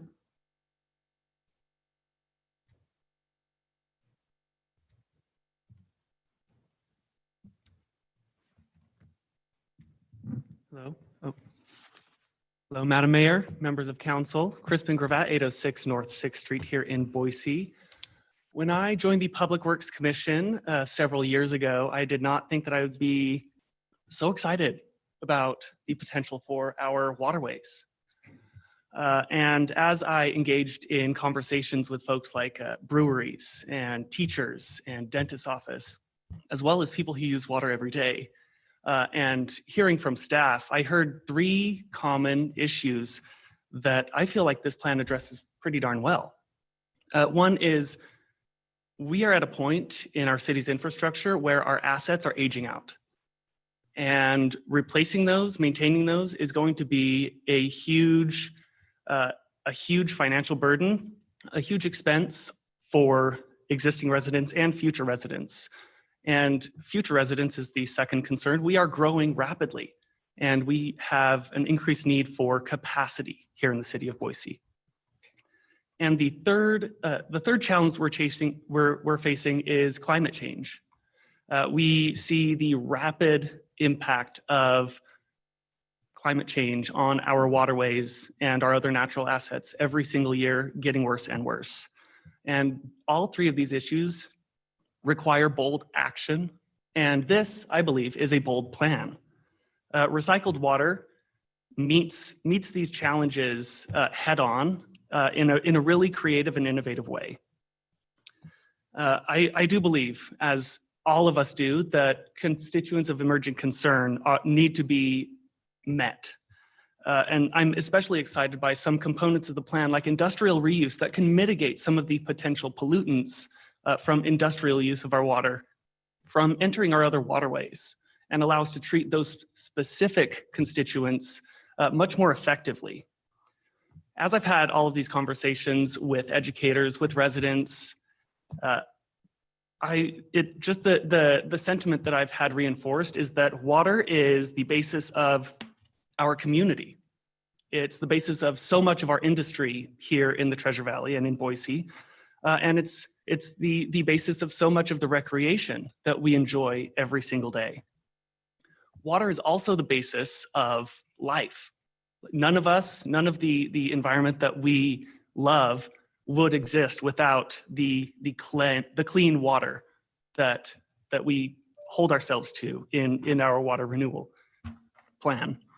And so what we need is the ability to be nimble as we continue to identify further constituents. And I believe that this 30,000-foot view plan allows us the nimbleness to meet those challenges in the future. So I encourage continued discussion around those constituents and continued investment in what we need to meet those challenges. Thank you.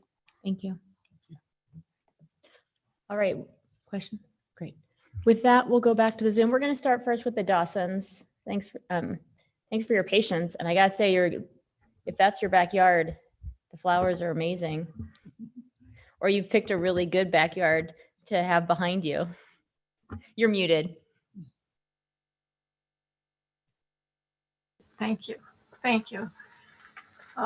That's the pollinator garden over by the City Hall in Garden City. Beautiful. Well, sure. Go ahead. If you'll give us your name and address. I'm Robin Dawson. I live at 6600 North Rose Street, Boise, Idaho. We've lived here for 24 years. We're on a ½ acre. We get our irrigation water from the canal. And I really don't want you to put anything in my yard that's going to be hazardous to the health of my animals or my grandchildren or myself. You know, I know that doesn't seem to be what's on the table to talk about tonight, but that's my issue is that, you know, when we irrigate, we all play in the water. It's that fun day where it's different. And so I want to make sure it stays healthy. That's my number one concern. So that's what I have to say about it. I'll let Mark talk. Okay, I'm Mark Dawson, Madam Mayor and council members. I also live at 6600 Rose Street, Boise, Idaho, 83714. And I'm a ditch user and I'm against putting treated sewer water in the irrigation ditches. I'm really confused about what the advantage of that is. The ditches are already full of nice clean water. So I don't understand what the benefits there are. And also, are you aware that anytime that not all that ditch water is used for irrigation? What do you think happens to the ditch water when a user doesn't use it that day at his allotted time? It goes right into the drains, right back into the river. So you're saying, oh, well, we'll throw some in the ditches. That sounds like a ploy to kind of get away from the requirements of putting clean water in the river. That occurs anytime the guys are, their hay is waiting to dry, when a homeowner's out of town, when it rains, it cools down. Any water you put in that ditch is going to go directly into the drain, directly back into the river. And my second point is that the existing ditch, that's got priority from 1905 or something. It's taking nice clean water from upstream. And now somebody's proposing to basically pump dirty water into this clean ditch. So we've enjoyed clean water a long time. It's kind of hard to figure out what's going on there. So I had one little question. Is Boise currently paying the ditch money as part of that agreement that supposedly is for the future? Sir, the answer to that question is no. Okay, that's good. Madam Mayor, one yes follow-up. I just want to express to the Dawsons that I don't want to put anything toxic in your ditch in your garden, on your lawn. And I will not support any effort to put anything toxic into your ditch or your garden or your lawn. There's a lot of, frankly, inflammatory and misleading information about what we're trying to do. The truth is, we're not trying to do anything. Public Works Department is asking us for permission to find out what the correct answers to these questions are and then engage the public in a process. This is my opportunity to speak to you directly, and I just want to communicate that it is not my goal, my objective, desire, or hope to someday be remembered as the guy who polluted your yard. And that's not on the list of things that I stand for in my personal and professional life. It's not on the list of things that I'm hoping to accomplish on the Boise City Council. I'm hoping to have a truthful, fair, open conversation about how best to confront the reality that we may run out of water in the future. And we may be in a situation where the only drinking water we have is owned by a French company called Suez that sells it to us. These are the conversations we're trying to deal with and have. And the Public Works Department is asking us for permission to go learn the facts and the science. And so I wanted to communicate to you as clearly as I could. The last thing that I'm going to support is poisoning one of our neighborhoods. Thank you. I really appreciate hearing that.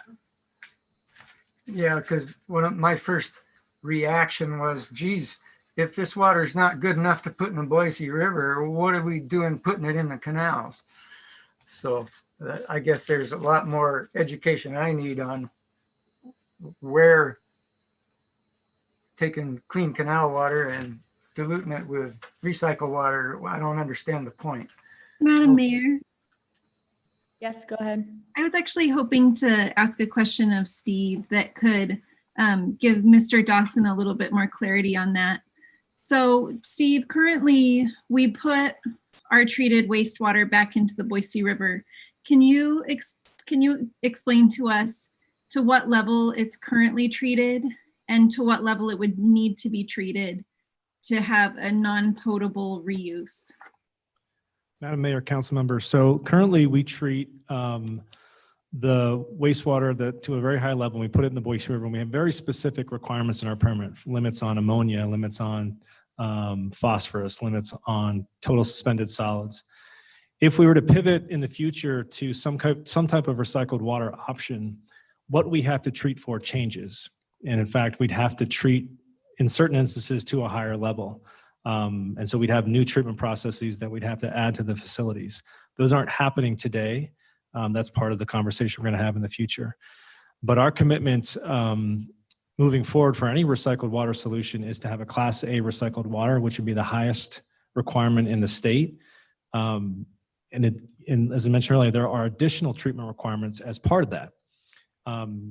That's going to evolve as well. And in 5 years, there might be additional requirements as we learn more about certain emerging constituents. So I guess reassuring folks that in those conversations we're going to have with Mayor and Council, we'll talk about the realities of recycled water, what's in, what's not in, talk about risks and safety factors, et cetera. We'll have a very honest conversation. But moving to Class A recycled water is a very different treatment process and a higher treatment process. Thank you, Steve. Thank I you. appreciate you being here, Mr. and Mrs. Dawson.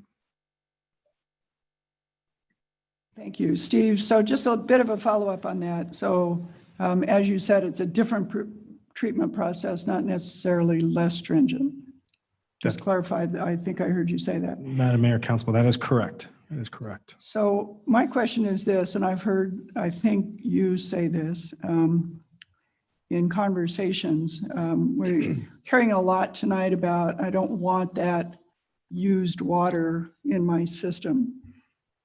The water cycle, as I understand it, is all used water. Can you kind of clarify that for us? Sure, Madam Mayor, Council Member. Certainly, in fact, the gentleman at the break asked me this question, kind of like, well, you know, if you think about a river system, take the Mississippi, for example, those upstream cities are putting in water into the river. The downstream cities are using that water. In the Treasure Valley, we have less of an issue with that because most of the cities use groundwater for drinking water. They have wellhead treatment to meet drinking water standards. So not a lot of the river in Boise, the Boise River is used for drinking water, but it is used for irrigation. In the summertime, 80% of the river is diverted after the Glenwood Bridge out for irrigation. That includes our treated effluent. So yeah, it is used, reused, and reused, and over the cycle happens. So yeah, that the idea that this is part of it is they call it indirect reuse, right? It's reuse happening, but we don't necessarily call it that because it's downstream of folks that are discharging to rivers. So I hope that, is that answering your question? Yeah, thank you. Thank you. Next, we had Katie Fight sign up in advance. Is Katie on? Yes, Madam Mayor, she's on. Let me ask her to unmute.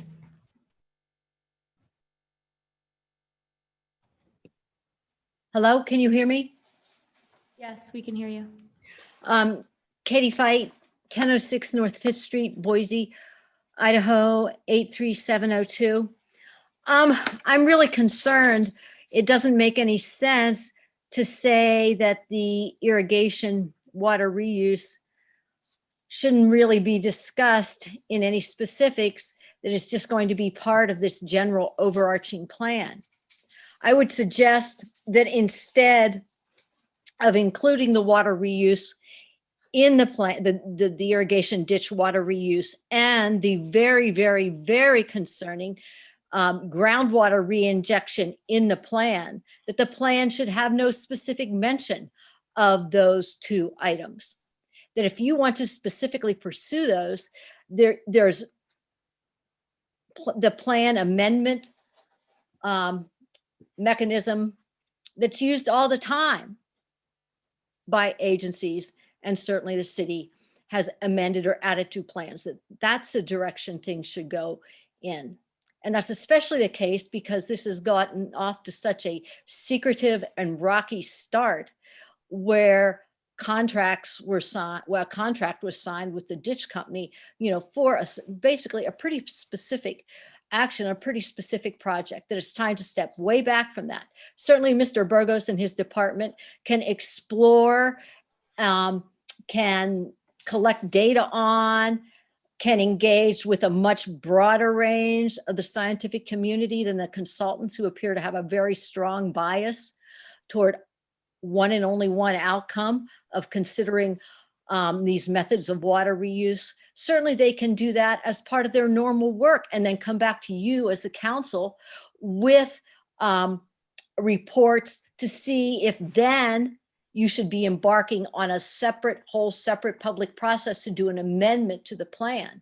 But for now, it makes no sense to, given the highly controversial nature of both of these actions, where we could be potentially poisoning the aquifer, both through the groundwater reinjection as well as through the water seeping from the canal or being deposited on the land or whatever from any kind of irrigation ditch discharge. So I'm really concerned about that. And I'm really concerned too about that I submitted in comments, this concern about just the need for much greater baseline information. And that could certainly be gathered out on a lot of levels for both those issues outside this plan process. Because once something is written in the plan, then agency after agency, the city does it all the time too, refers back to the plan. Blueprint Boise says this, hence we're doing this. Madam Mayor, time. Katie, that's the time. Thank you. Madam Mayor. Sure, go ahead. Katie, I'd like to make a comment to you, much like Councilmember Badgett did to the Dawsons. I certainly don't have any intention and don't want my name associated with poisoning water. And I will ensure with everything I have, as long as I'm alive and living in this community, that that doesn't happen. However, I'm a planner, and I know that if things are not in the plan, I've been told not to pursue those things. And so if we don't put it in the plan, it's really hard to investigate whether or not that could happen. I guess I'd reiterate, we now are subject to a French corporation who owns every drop of our drinking water. I don't know what's going to happen in the next 30 to 50 years, but I do know that we should be looking at every possibility. And in my mind, this plan simply opens up that opportunity. But I really wanted you to know I have no intention, nor does anyone that I've talked to on this city council or in this city, doing anything to compromise the water in this community. Madam Mayor. It's another question for Steve. The previous testimony, as I understood it, expressed support for exploring, collecting data, engaging a broader range of science, and learning about the issues that may be related to water reuse, all the things that we don't know that are stoking all of our concern now. And the previous testimony expressed support for more baseline information. The comment that was right on the money in that testimony is that this is a very controversial issue. And it's not my job to lead the Public Works Department, and under our structure of government, Steve doesn't work for me. But I would be very alarmed if the Public Works Department was engaging in a controversial issue without talking to us. My understanding is that Public Works has come to us tonight and said, hey, here's this potential big thing. It's controversial. Do we have permission to explore, gather more baseline information, engage the science? And so my question for Steve is, are you asking for anything more than that tonight? Madam Mayor, Council Member, we are not. We're simply asking for the green light to consider these options moving forward, knowing the challenges that are coming with climate change, with aging infrastructure. We just want to have a plan that's flexible enough in the future. I mentioned earlier, we're going out and gathering data sets to set some baseline information. We agree. We agree with the comments. The baseline information is really important. Follow the science. Thank you. Madam Mayor. Go ahead. Thank you. Thank you, Steve. So between Lori DeCare's testimony and Katie Feitz, it seems like there is some distrust about the consultant. I don't know if there's any sort of policy in place where you would have to disclose that you had a relationship with this organization before. I'm not aware of that, but it seems like there is some distrust there. Is there, will there be other consultants? How did we pick this consultant? Let's talk about that a little bit. Sure, Madam Mayor, Council Member. When we undertake a project of this magnitude, we go through a very thorough RFP process, a team of employees working with the purchasing department. We issue an RFP, a request for proposals, sorry. Various consulting firms across the Treasure Valley, and frankly, we had some outside of the Treasure Valley submit to do this work. Through that process, we narrowed down from the proposals to, I think we had 3 firms that interviewed for the project, one of which was Brown and Caldwell. And then they were selected through that process. Again, another panel of employees selected the preferred consultant. And we use consultants for a lot of different projects. We use Jacobs, we use HDR, we use Corolla, we use, there's any number of JUB engineers that we use when we have kind of ramp ups of projects. And we don't want to hire 10 staff members to get through that big project, only when that project's done to have to let them go. So we use consultants for 2 reasons. 1, to ramp up capacity when we have big design projects. And 2, where we need technical expertise that we don't necessarily have on staff. Those are the 2 reasons we bring them on. And we have a lot of different contracts for consultants. Brown and Caldwell happens to have the contract for the utility plan. But there was a very specific selection process, very deliberate. Our purchasing department is really uptight about following all those requirements, and we did those.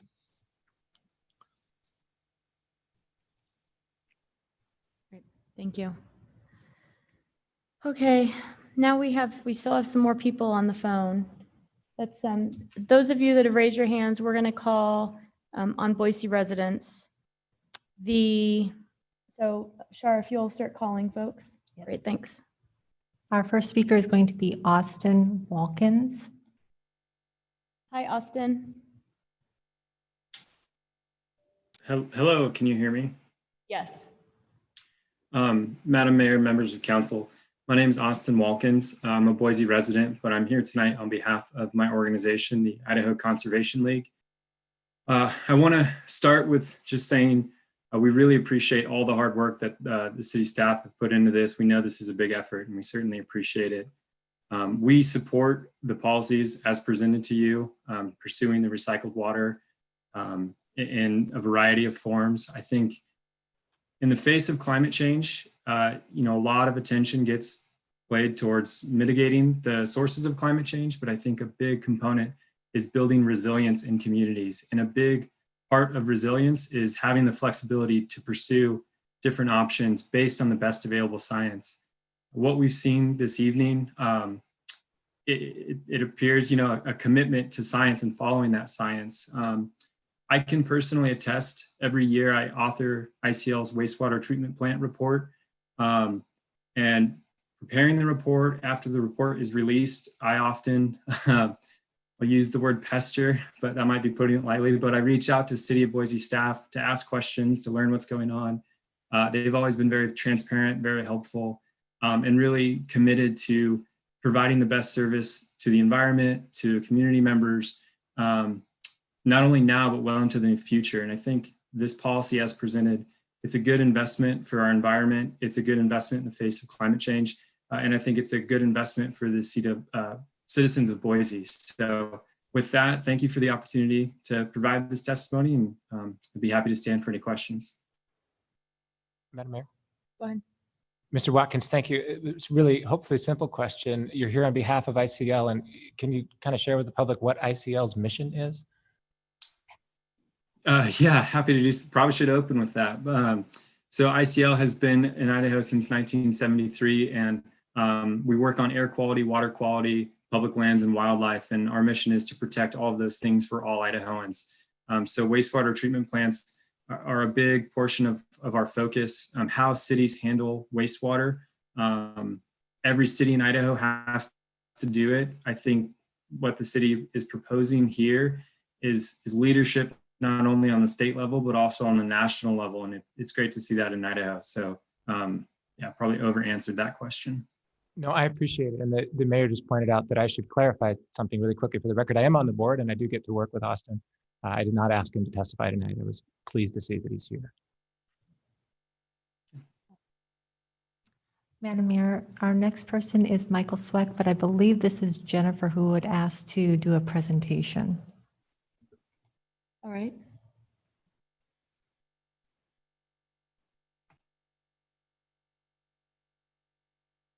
Are you there, Jennifer?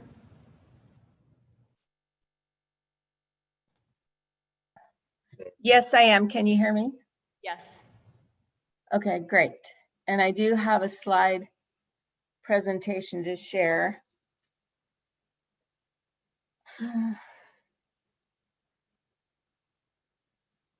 Are you able to see it? Not yet.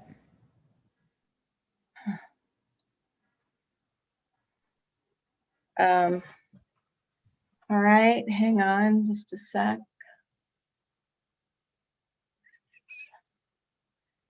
Video. See you now. Share, okay, great. Share screen, I guess.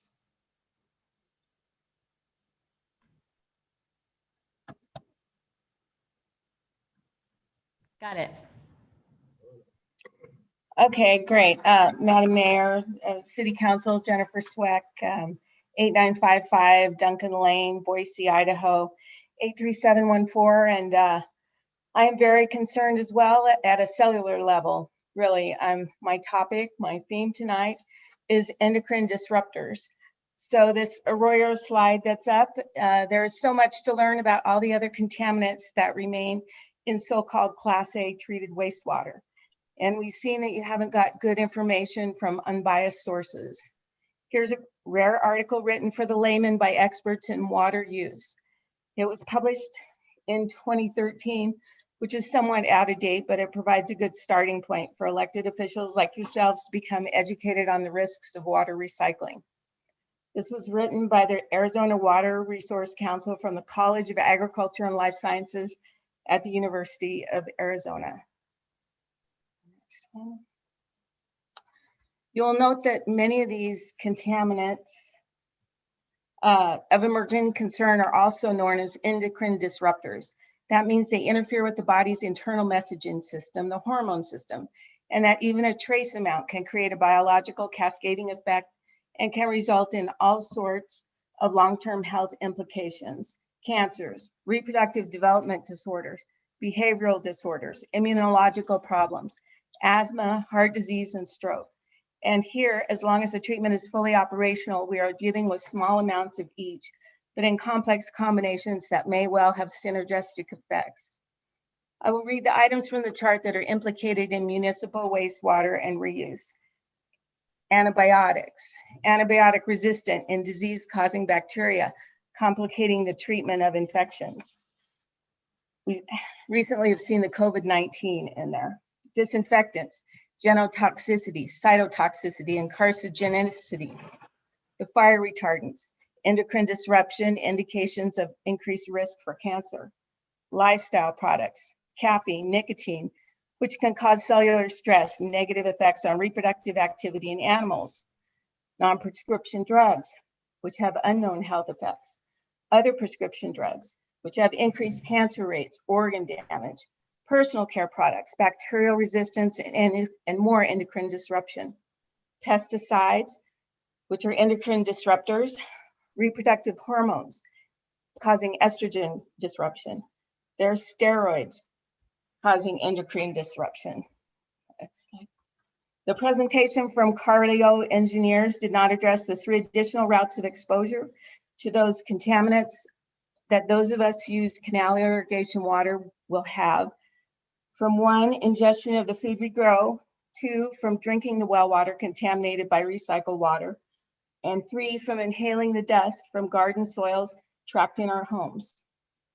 So please consider this very carefully and throw lots of money at it to ensure that we get state-of-the-art, filtration that is going to stand the test of time. Thank you.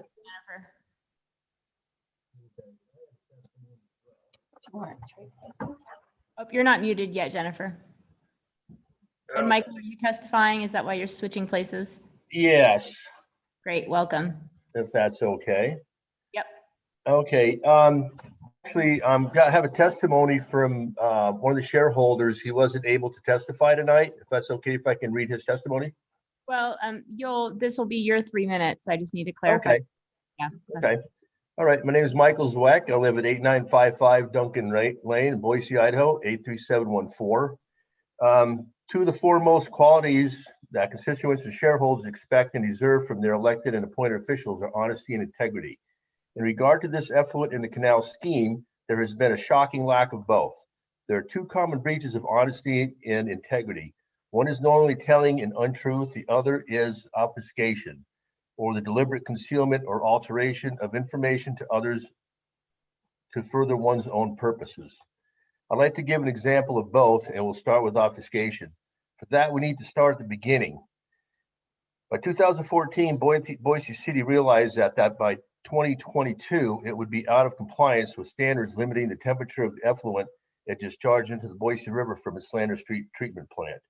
I will now quote directly from Boise City Interoffice Memorandum dated June 6, 2014.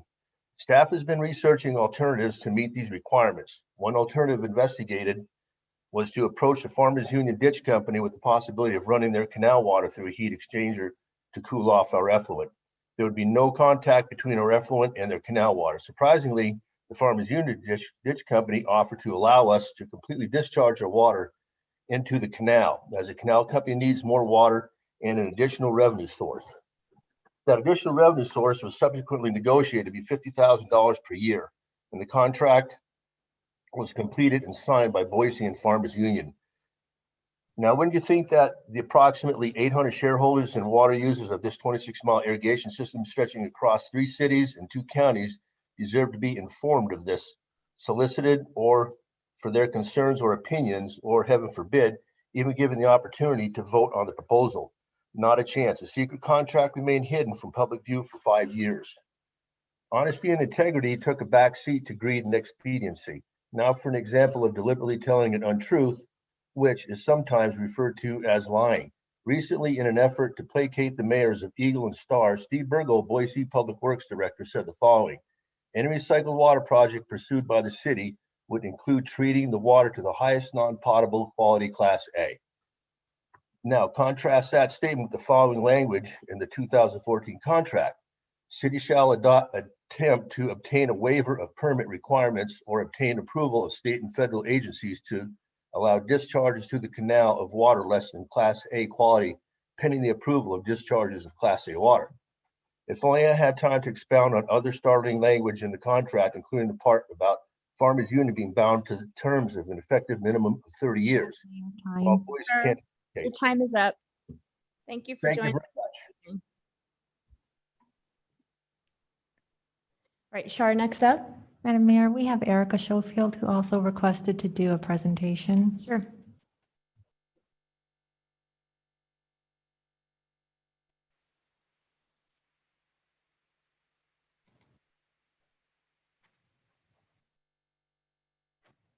I'm looking for the presentation, just a moment.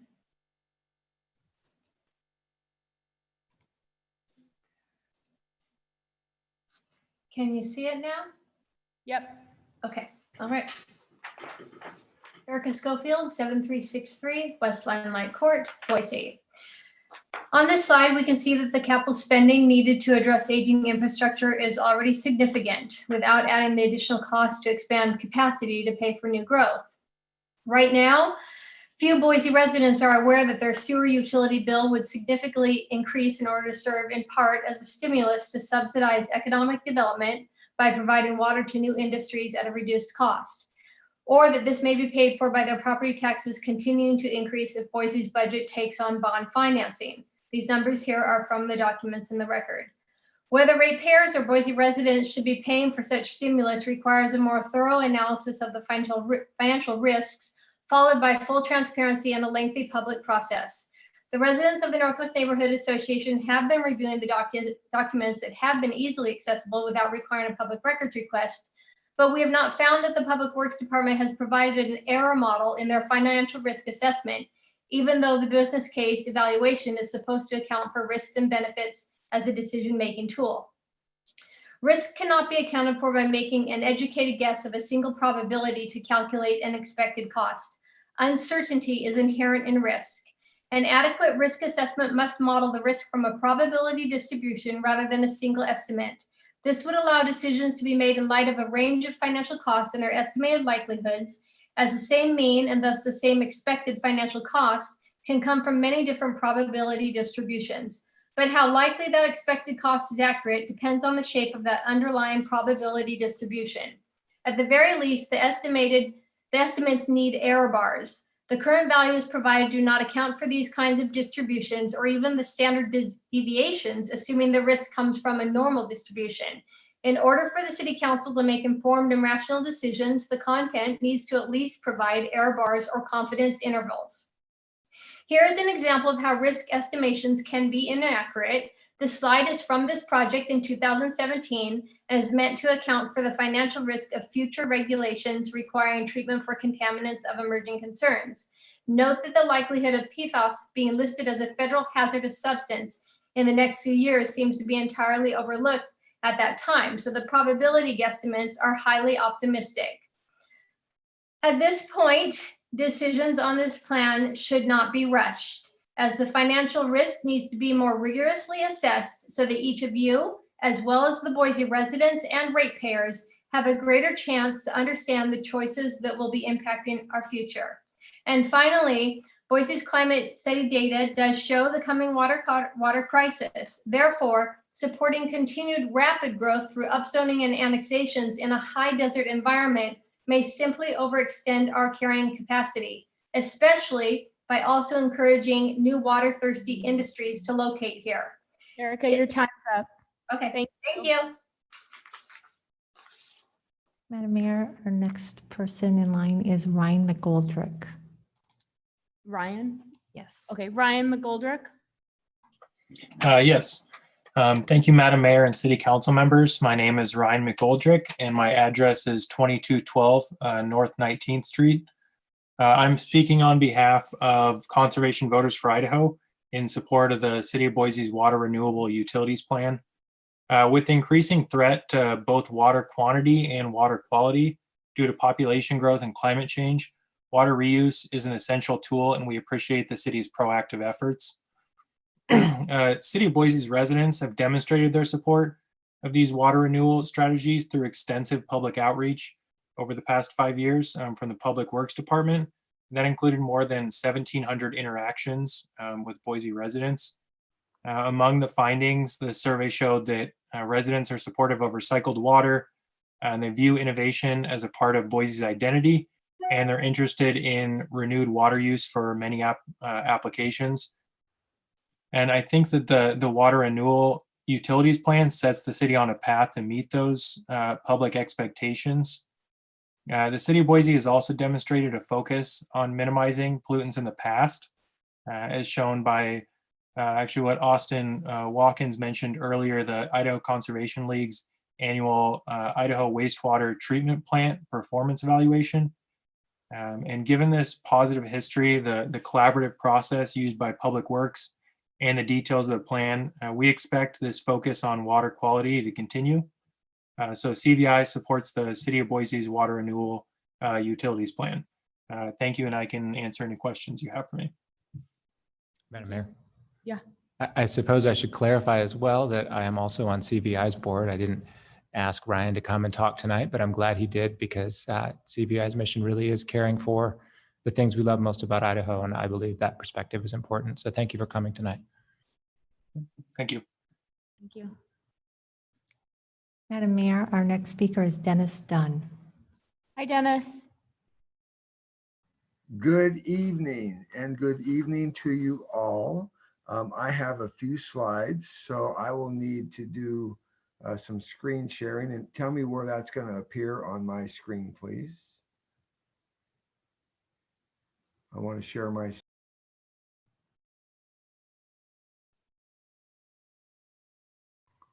Okay, so we're here, and as okay, let me get down to here. We'll go to slideshow from current slide. And as I begin, I want to thank each and every one of you for your service. Mayor McLean, I was really heartened by your recent communication and your plan not to go anywhere. I personally look forward to working with you, and I appreciate truly the opportunity to speak this evening. I'm going to talk about process. About 10 years ago, the Boise Public Works learned that they. I apologize Yes. for interrupting. We need your address for the record. Oh, excuse me, and I'll start over again. Dennis. I can't see your slide. I don't mean to be yelling. I'm sorry. Oh, no, you're fine. No, you're fine.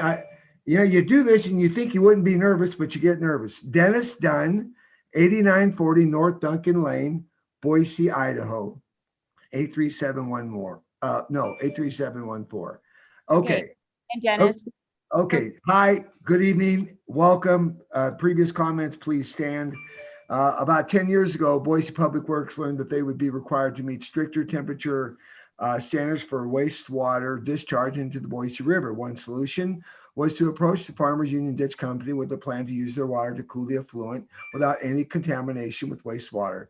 But instead, surprisingly, as was referenced, the Farmers Union Ditch Company offered to allow us to completely discharge our water into the canal. According to the memo describing the contract between the City of Boise and the Ditch Company signed in 2014 by Mayor Beater. This contract, negotiated without shareholders of both Farmers Union and the other affected litigators' knowledge, set the stage for a multi-year engagement campaign to gain acceptance for water recycling. As described by Public Works, this included outreach events, online surveys, and targeted interviews. Also included a beer drinking event, of which some of you are shown there. And there was also a Public Works advisory committee that met for 6 months to discuss Boise's potential for water recycling. This sounds like an appropriate public process. However, there's one glaring omission. In all of the outreach and conversation, Boise withheld the plan and signed contract to dispose of wastewater into the Farmers Union Canal from the discussion. This was not because the plan wasn't central to the larger Public Works recycling policy. Throughout these years, Boise has been working extensively on preparing a permit application to the DEQ for this discharge. The Public Works Director referenced the canal plan to support the decision to upgrade rather than shutter the Lander Street facility, and separately called it Boise's only shovel-ready water recycling project. The public was not aware of the project until Boise Working Together researchers found it listed in the city's internal playbook obtained through a public records request. The playbook listed the city's most important initiatives, along with the goals for a downtown library and stadium, was the plan to discharge into the Farmers Union Canal. Now the 6-month discussion about the water renewal policy has been truncated to 6 weeks.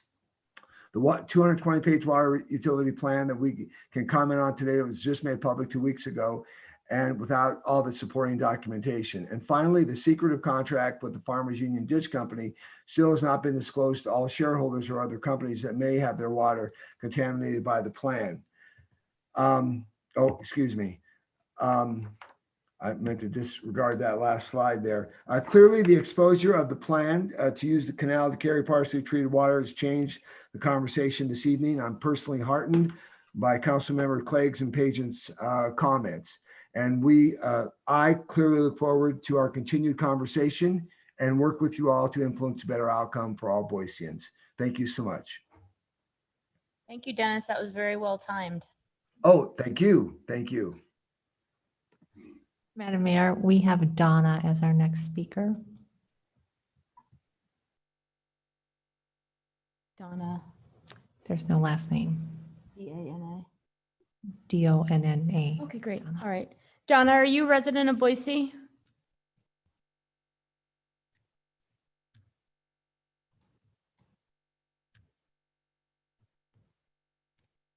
Is she there?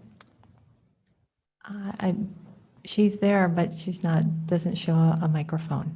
Okay, all right. Is there somebody else?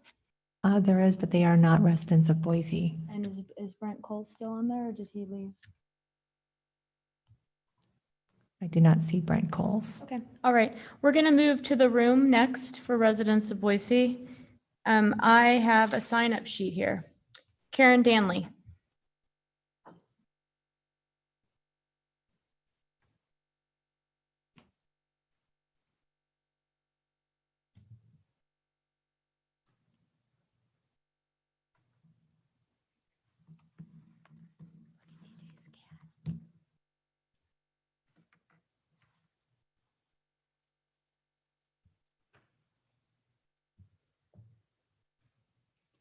Can that be enlarged?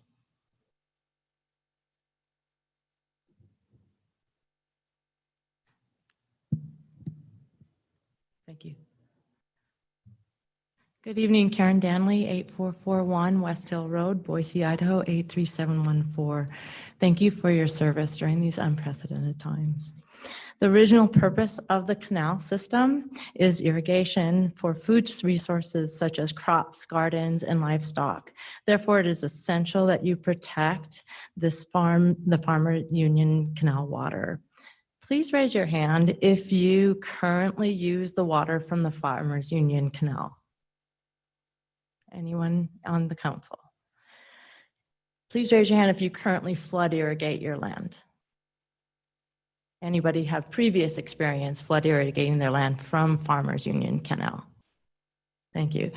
Okay, so there's talk of stakeholders being contacted or on a committee and outreach, but no one in Northwest Boise was on that committee or contacted. So that's part of the concern. You may not be directly affected as the Boise cities of Northwest Boise are. However, you are here to represent all of us, even though you don't have that direct experience. Drinking water, well, Suez does not own every drop of water. Many Northwest Boise residents' drinking water comes from our wells, which is replenished by the Farmers Union water. My well is within 20 yards from the canal. I drink that water. Please do not contaminate our aquifers by contaminating the Farmers Union Canal water. Here's a few slides just to show how we use the water every day. This is a stream that goes down about the whole part of my acreage, which is about 1.5 acres. That water feeds my chickens, which I eat the eggs. PFAS is concentrated in eggs. Who needs a partridge in the pear tree when I have 5 hens in my apple tree? And I live off the grapes and the food from the land, and the peaches, the grapes again. And when I flood irrigate, you can't flood irrigate without being in the water. This is land irrigated by the water. My horses live off of it. The land in the background is hay for cattle and for horses. And lots of animals live off that water. I have a pond with koi fish. Of course, I'm just trying to get the cuteness factor here. And then, of course, my garden with tomatoes, asparagus, chard, you name it, apples. Oh, and that's a symbol of 2020, a cucumber in a pickle. All right, pears, you name it. So lots and lots of food, and how I prepare it to last throughout the years, to bring it to our table. So my call to action is to return to the original idea of using canal Madam water Mayor, to cool the time. sewer effluent Karen, instead of you're- disposing it in the canal. Thank you. Thank you.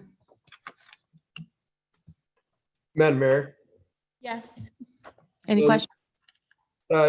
Not a question, more of a comment. Karen, you may not have been able to see my hand, but my hand was raised there for a little bit because I did grow up on Arnold Road, and we did used to use the Farmers Union to both, feed our chickens, to do all the things there.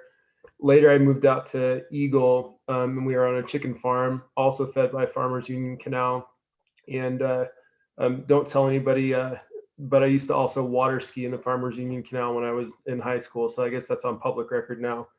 So if I were voting today whether to put effluent into the Farmers Union Canal, if that's what was on the table, I would think that I would basically be saying that I don't see enough evidence, scientific evidence, that says this is something that I feel comfortable doing.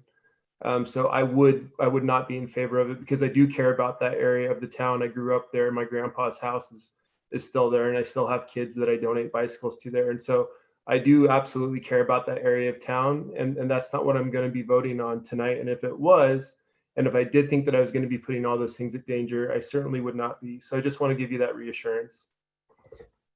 Thank you. I Can I think comment to that? Yeah, that was a comment rather than a question, so I'm gonna Okay. leave it there. All right, thank you. Thank you. All right, Wayne, I think left. Yep, he's left. Okay. Beth, is it Mauser or Mosier? Mauser? Come on up. I had a speech, but it'll be off the cuff.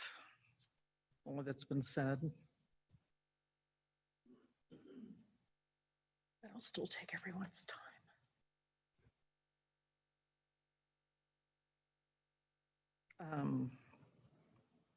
Beth Mauser, 8329 Hill Road, Boise. I'm a neighbor of Karen's. Those pictures could be my pictures. I have about 1.5 acres. I have fruit trees, chickens, sheep, large garden area, and I use all Farmers Union Canal water. Very concerned about even the slightest remotest possibility of this effluent going into the canal. I would like confirmation from Mr. Burgos from the Public Works. I would like for him to either confirm or deny if there was a contract signed in 2014 between Mayor Beater and Brian Harm, president of the Board of Directors of Farmers Union Canal Company. There was, yes, for $50,000 a year. So is that contract still in place? Okay. So there's nothing stopping you from putting effluent into the canal. And if you do speak, I would like my time to be stopped if that's possible. Yeah, and Noah, when you address staff directly like that, with some of the insinuations that are made, I'd like us all to step back and remember that we're all people, that we are here in the best And interest. I appreciate excuse that. me, in the best interest of our community, whether it be that we're called to serve in the positions that we're in, or that you're here worried about your backyard. And when statements and questions are made to staff in that way, I will give them time to respond. And of course, it won't take your time, but I'd ask the public in general to think about how it is that you're addressing our public servants I will try to in be the more. time, not just you, but just in general, in the time that you are here, and what the lasting repercussions that the way we work together, have conversations with each other, and together try to figure out how we do this best, and we'll have on our community if we don't do it right. Okay, well, he confirmed it, so can I continue? He confirmed it. That was just my question. I'm going to have Steve make the comment that you came up to make. Madam Mayor, thank you. Just a comment. Yes, we have the contract. It was signed in 2013. There is no obligation for us to actually provide the water. It's an option at this point. There's no obligation in the contract that we have to provide recycled water to the Farmers Union Canal Company. All right, thank you. Go ahead. So as I recall, Mr. Burgos mentioned he wasn't here at the time, so I appreciate and understand that. He wasn't with us when that was done. And I also, he did say that if they do choose to use it, there will be public review and processes done before they use it. But my point is that was not done in 2014 when the contract was signed. So there has been an erosion of public trust with government agencies, and pun intended, that erosion needs to be repaired regarding the canal, to throw that in, but it does need to be repaired. We're all worried and concerned now because of the secretive contract that did not go through proper procedures with the public, and it was hidden from us. And I also want to mention there are all alternatives. Biochar, I've looked into that. Some municipal waste treatment systems are using biochar. The fountains, my neighbor Greg mentioned that his father did the rooster tail at Lucky Peak. There are alternatives other than using our canal for effluent. There's many other things. We could spend more money. I was told that there's state-of-the-art equipment, filtering equipment that would remove the PFAS, the antibiotic resistant that's still in there. It's been shown that it doesn't remove all the bacteria that can cause antibiotic resistance. Some still remains. I also question using scientists that their employees choose with their consulting firms are selected by their employees as science. What about independent scientists? What about doctors like Richard, who's very invested in all of this? I would like to hear more about these other science. Madam Mayor, time. Thank you. Thank you. All right, that's all for Boise residents that I've signed up here. I have 2 Eagle residents. Any other Boiseans in the room that plan to testify on this matter? Any other Boiseans on the phone that are here to testify on this? Madam Mayor, I can't differentiate between, but we do have 4 people. Okay, and we'll go with the 2 in person here first. Dennis, is it Strelink? I can't quite tell. Dennis is left. All right. And how about, is it Alicia? All right. Anybody else in the room that wants to testify? All right. Then let's go ahead with the 4 that are online. Madam Mayor, our first person is Dana Hofstetter. Great. Hi, Dana.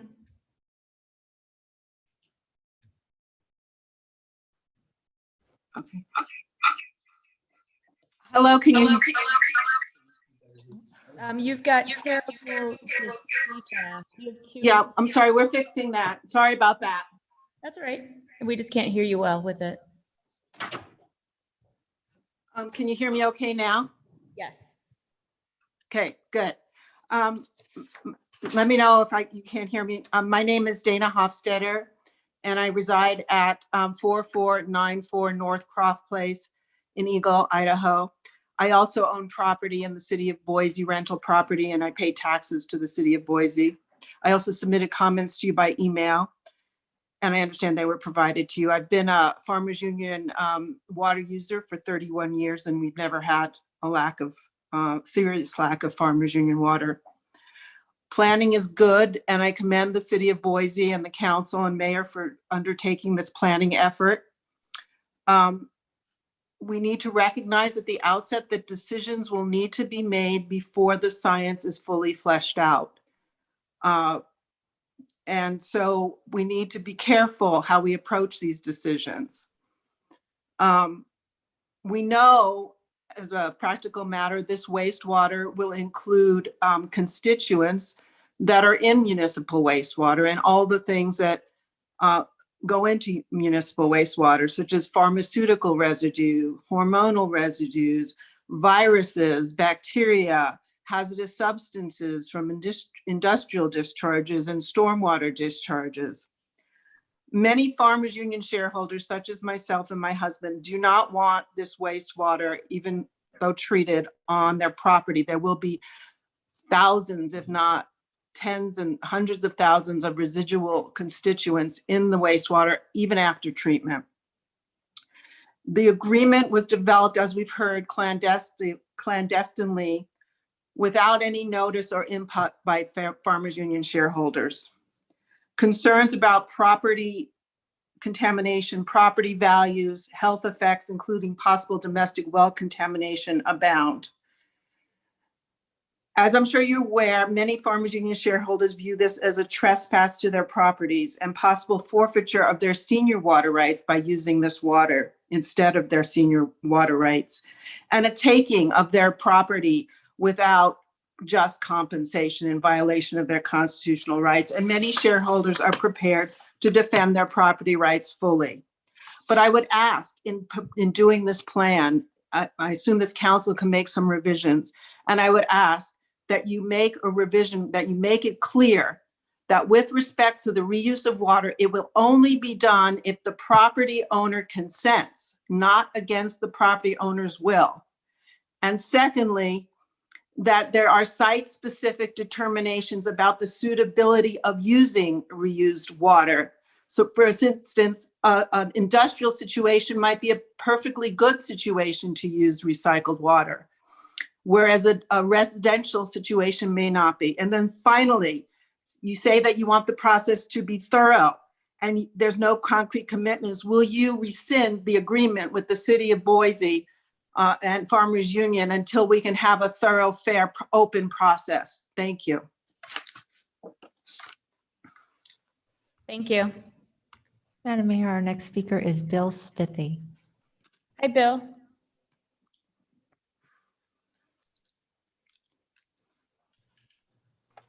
I'm sorry, can you hear me now? Yes. Bill Smithy, 8152 Duncan Lane. First of all, thank you, Madam Mayor and City Council, for your service. The Farmers Union Canal runs along the high ground at the base of the foothills. And everyone knows it recharges the groundwater in the entire area. That's why the Spoiled Banks Canal runs year-round through the middle of our neighborhood, even in the winter, and has its own population of trout, toads, and crawdads. It's a favorite place to watch for waterfowl and other birds. Right now, people think of the Farmers Union Canal as water directly from the Boise River. It's no accident that the Lander Street wastewater plant was sited downstream. The old timers would have fought tooth and nail to keep the contamination from getting into the canal. Now you're talking about putting concentrated sewage effluent into the canal compared to the river, and for a month or two, straight effluent. It doesn't matter if you call this recycled water, quote, Class A, end of quote. The standards don't even mention the many contaminants that aren't regulated. Hopefully you've heard of the forever chemicals of PFAS by now. Once they get in the water or soil, scientists say they may be there for centuries. And two of the major sources of PFAS are municipal wastewater treatment plants and landfills. It doesn't matter if they don't make them, just like all the other stuff in wastewater, it's their responsibility to clean it up. Speaking of landfills, people in our neighborhood used to see tanker trucks pumping something into a manhole out by Winco. They followed the trucks and thought they were coming and going from the landfill. It turns out Boise had given the county permission to dump that nasty brew into the municipal system. This was a few years ago. People started asking questions, and I've heard Boise isn't allowing it right now, but it's perfectly legal. They could start doing it all over again. And that's not all. Hospitals, medical offices, industrial sites, mechanic shops, they all discharge into the system, and we have no idea what's in that water, and neither does Boise. We do know the treatment systems that produce Class A water aren't designated to remove them. In no way, shape, or form is it okay to intentionally or unintentionally recharge aquifers with this quality of water. Or it will end up in my well and others' wells. I irrigate my land with that water. We irrigate our garden with it. Nor is it okay to soak into our soils or put it through our neighborhoods. Nor is it okay to contaminate the water that kids play in. Plain and simple, it is irresponsible. And we need to point to the paid consultants who work for the wastewater recycling industry, trying to leverage an 8-year-old study that tries to convince us that we have nothing to worry about. I don't believe that we can give any credibility to that study. It simply doesn't justify the release of this effluent water. Thank you. Thank you. Madam Mayor, Yes. one quick question for Steve. Bill, if you're still there. I'm here.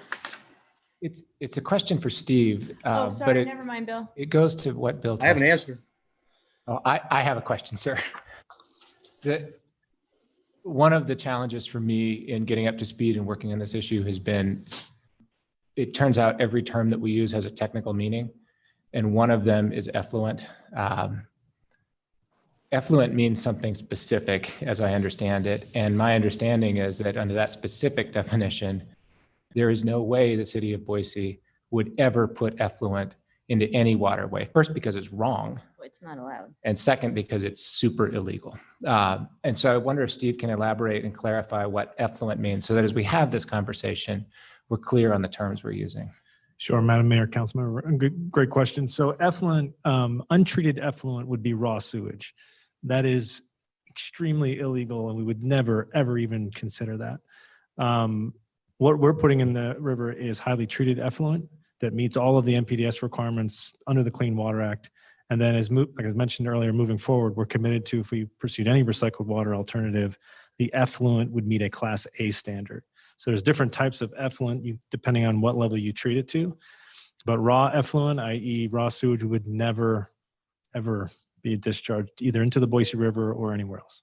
And currently we're discharging, we need different words for these things.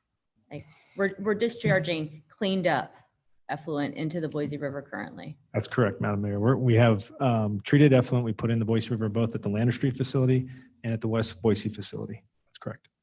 Madam Mayor, if we want to go to the etymology of the word, influent is the water coming in, and That's right. effluent is the water going out. And the manner in which it's treated in between dictates the class of the water as it is effluent going out.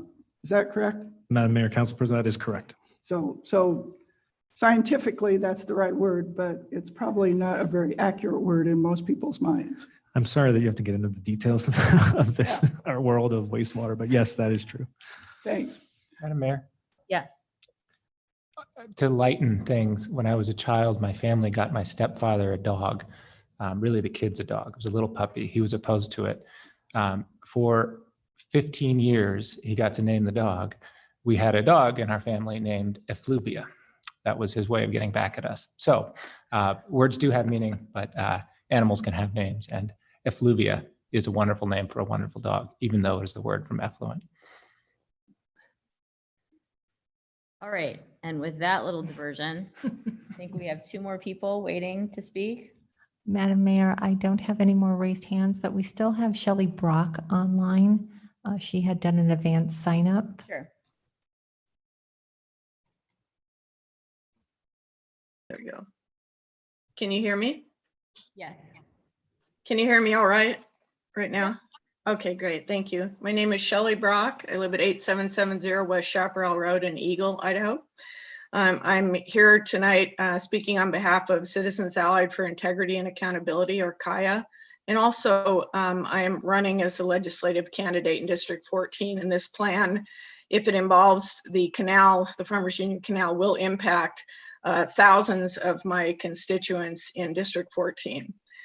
I had some talking points I was going to make about PFAS, but I think that other people have covered that enough that everyone should know that they're a real danger and that they aren't adequately enough regulated at this point. So I'm not going to go into that, but I've made a number of notes based on other comments that I heard. I want to praise Councilman Halliburton for his comment saying that he would not support contaminating our canal. I believe that's what he said. And I want to praise Councilwoman Sanchez for mentioning the distrust that a lot of us have of this process. It really has been very secretive. If some members of the Northwest neighborhood community hadn't stumbled upon this plan to use the canal to discharge of this treated effluent, we wouldn't know about it today. I've heard it said that the stakeholders were contacted, that there were committees held for a period of 2 years, but the only stakeholders downstream of where this water is going to be discharged were myself, Richard Llewellyn, and a couple of other people who attended a meeting last year. And Mr. Burgos did not mention that we all strongly objected to any use of the Farmers Union Canal for discharge at that meeting, and we still do. Several people have raised have praised water renewal, and of course we all want water renewal if it's possible. But this effluent will be 10 times as concentrated in our canal as it currently is when it goes into the Boise River. That's a huge detail that needs to be addressed. Another thing is that state code requires that signs be posted anytime there's treated effluent, even treated to a Class A standard, which is what you're talking about, saying that humans should not come into contact with it. I would like someone to explain to me why now suddenly, the talk is that Class A is going to be great and it's going to be okay. Our state law says it's not. And I understand that the city is seeking a waiver to that requirement to put up signs, and that makes us suspicious too. Mr. Burgos also made a couple of quotes earlier. I'll quote him in saying, he said, it will tie our hands if we don't use the canal. And he said something else to the effect that investments we've made may sink. You guys are talking as though this is not a done deal, but none of us believe that. You're already in a contract with Farmers Union. We're very upset about this. My organization and I have actually already consulted attorneys, and we're looking to future plans that may involve litigation if this if this effluent ends up into the canal. Kelly, thank you. Your time's up. Madam Mayor. Yes.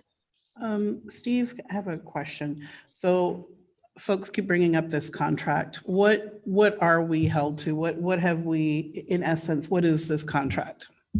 Madam Mayor, Councilmember Sanchez, excuse me. I went for a run this morning and my throat is, I wish I hadn't done that. The contract is between us and the Farmers Union Canal Company, and it opens up the option to potentially discharge highly treated effluent into the canal during certain times of the year. The intent of the contract was to take our effluent out of the river that has a thermal load, and it was potentially an innovative way to address not having to treat for the thermal load, which would require chillers and cooling towers, which hopefully we won't ever have to do that, because it doesn't, from an environmental sense, that's not a good outcome. There's a lot of power involved in that. So the intent of the contract was to allow us to recycle water, put it in the Farmers Union Canal for certain periods of the year during the irrigation season, and then 2 months in the winter when we still had a temperature obligation. That was the intent of the contract. The contract was written to have a very long term. In our world, we need to have certainty. And so the contract, I think, has a 30-year term. And so that was the intent of the longer term. And the contract was written such that we have no obligation to provide that water to Farmers Union. It is an option that we could pursue in the future. So there's no obligation on the city to put the water in the canal. Madam Mayor, follow up. So option would be the word we need to focus on when we think of this contract. Madam Mayor, Councilmember, that's correct. And I feel awful that it has come off as this done deal. That is not the intent. If we had it to do over again, we would do it differently, I promise you, but we are where we are. We're trying to be as transparent as we can be moving forward. And I regret that happened, but it did, and we own it. Thank you, Steve. Madam Mayor. Sure, go ahead. While we're on this, Steve, it's my memory that this only came up because we were dealing with Farmers and Union actually providing quite a benefit to them in terms of the culvert that we built as part of the Whitewater Park, and significantly oversizing that culvert so that, and rebuilding their weir in the river so that over the long term, they could be well served in ensuring that they still had capacity to get water into the canal regardless of what happened in the river. And in the course of the contract to do all of that, this idea came up. I guess what I'm unsure of at this point, is that a separate contract, or is it part of that longer term contract that we hold with Farmers and Union in order to regulate and control all of our doings with them? Madam Mayor, Council President Clegg, they're separate contracts. The original work that we did with Farmers Union was in fact to improve their inlet structure, to improve performance of their ability to deliver water to shareholders. So that was part of the improvements at Esther Simplot Park and the Whitewater Park. That was negotiated as part of that contract and that project. This was a separate contract. And point of clarification, I want to make sure I'm very clear about this. I was not part of the city when it was being negotiated. However, I think I started the city at the end of January of 2014. So I don't want that construed as I knew nothing about it. I was coming in basically it was done at that point. So I don't want folks to think that I'm suggesting I started the city at 2017. I want to be very clear about that. But it is a separate contract, and one, again, no obligation on our end to provide the water. And then follow up, Madam Mayor.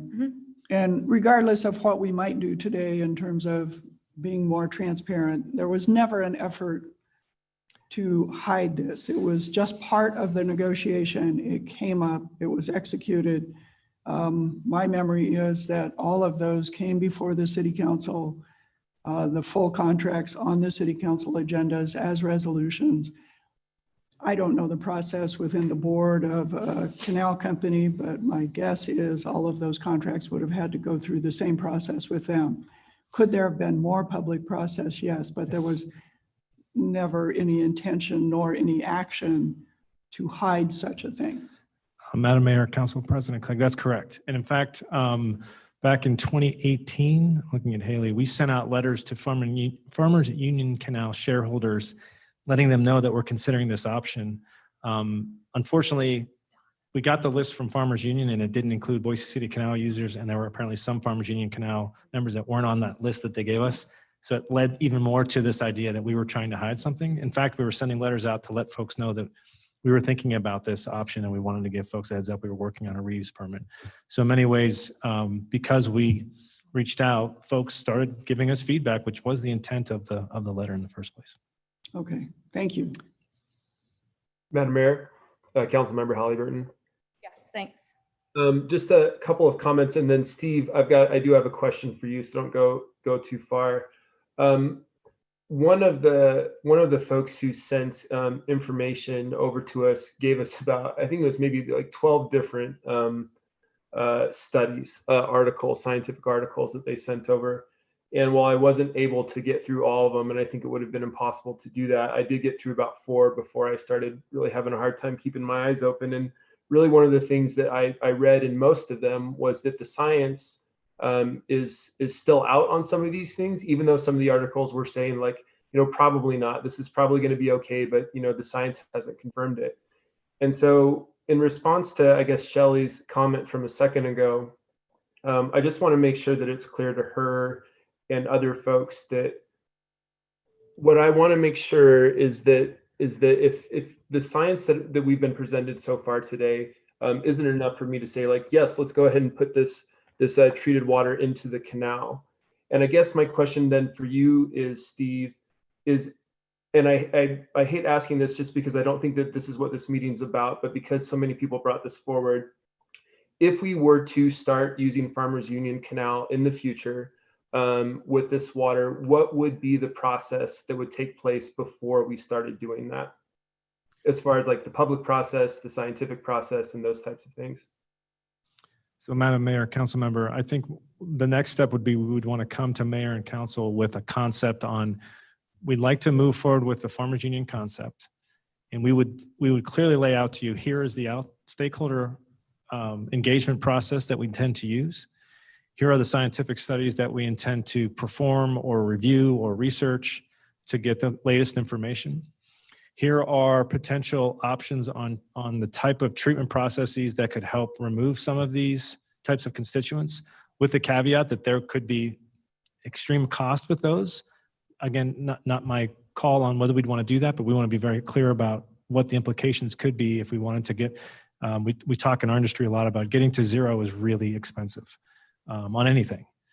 So we would want to lay out very clearly the outreach plan, the studies, the science that we're going to be reviewing, any impacts on the treatment process, so that you all would be comfortable with, okay, that sounds like a plan, proceed. And then we talk to the community about the concepts, get their feedback, and then come back to you with a potential concept along with all the feedback that we got from the stakeholders. And frankly, if the stakeholders don't want it to happen, we will share that with you very clearly and allow you all to make that decision. We talk about a lot in our department. We have to be outcome agnostic to the extent that we want to understand what the community expects from us and meet that expectation. There's no pre-baked solutions. I don't have like this burning desire to put the water in Farmers Union, but if it makes sense and the community supports it, then we would proceed with it. If they don't, then we'll come to you with that information. Madam Mayor, Steve, I just want to say thank you for that kind of crystal clear process of what that would look like. And I hope that also makes it clear to folks who are tuning in tonight and through the next few weeks to understand that that's not what we're talking about right now, but that's what it would look like if we were talking about it in the future. So again, thank you for that. And Shelley, hopefully that provides some clarification to you as well. Thank you. Madam Mayor. Sure, and we still have one more member of the public waiting to testify. Okay, Steve, another question. So again, following that scenario that Councilmember Halliburton brought up, let's say we do put water in that particular vessel. How many people would be served or affected by that water? Is it just that particular part of Boise, or are there other people who are touched by that? Madam Mayor, Councilmember, well, I don't have like an estimate on the number of people that use Farmers Union Canal and the Boise City Canal. They're kind of interconnected. I could get that information for you though. Yep. All right, we have one more person to testify, Donna, and I don't have your last name, Donna, sorry. Madam Mayor, she's no longer online. Okay, all right. Oops. Well, with that, then, all good here? Great. I'm going to close the public hearing. Madam Mayor, we're not making a decision tonight, but I think I hope it's appropriate to make a few comments. I know that we're still inviting more public comment. I hope we get it. I want to make it clear again that I have never, nor have I ever seen anyone at the City of Boise have any intent to do anything but make our water better. And I would ask members of the public, if you do have comments, to direct them at us, the politicians. We asked for this. Our staff didn't. Our staff works hard every day to serve you, and many of them could do many other things, and they've chosen to do that because they really have a heart for service. I see that every time I work with them. And, you know, I signed up for this. So if you have comments that are, particularly comments that are charging that we are doing things that you don't think we should be doing, direct them at us. We're the ones that direct them. But I'd say more clearly, let's talk about the possibilities here. Let's talk about the data. Let's talk about how to get to a process that we can all feel comfortable with. Let's talk about how planning works, which is, in fact, putting out the possibilities and then delving into those honestly, truthfully, transparently, and figuring out what the best solutions forward are.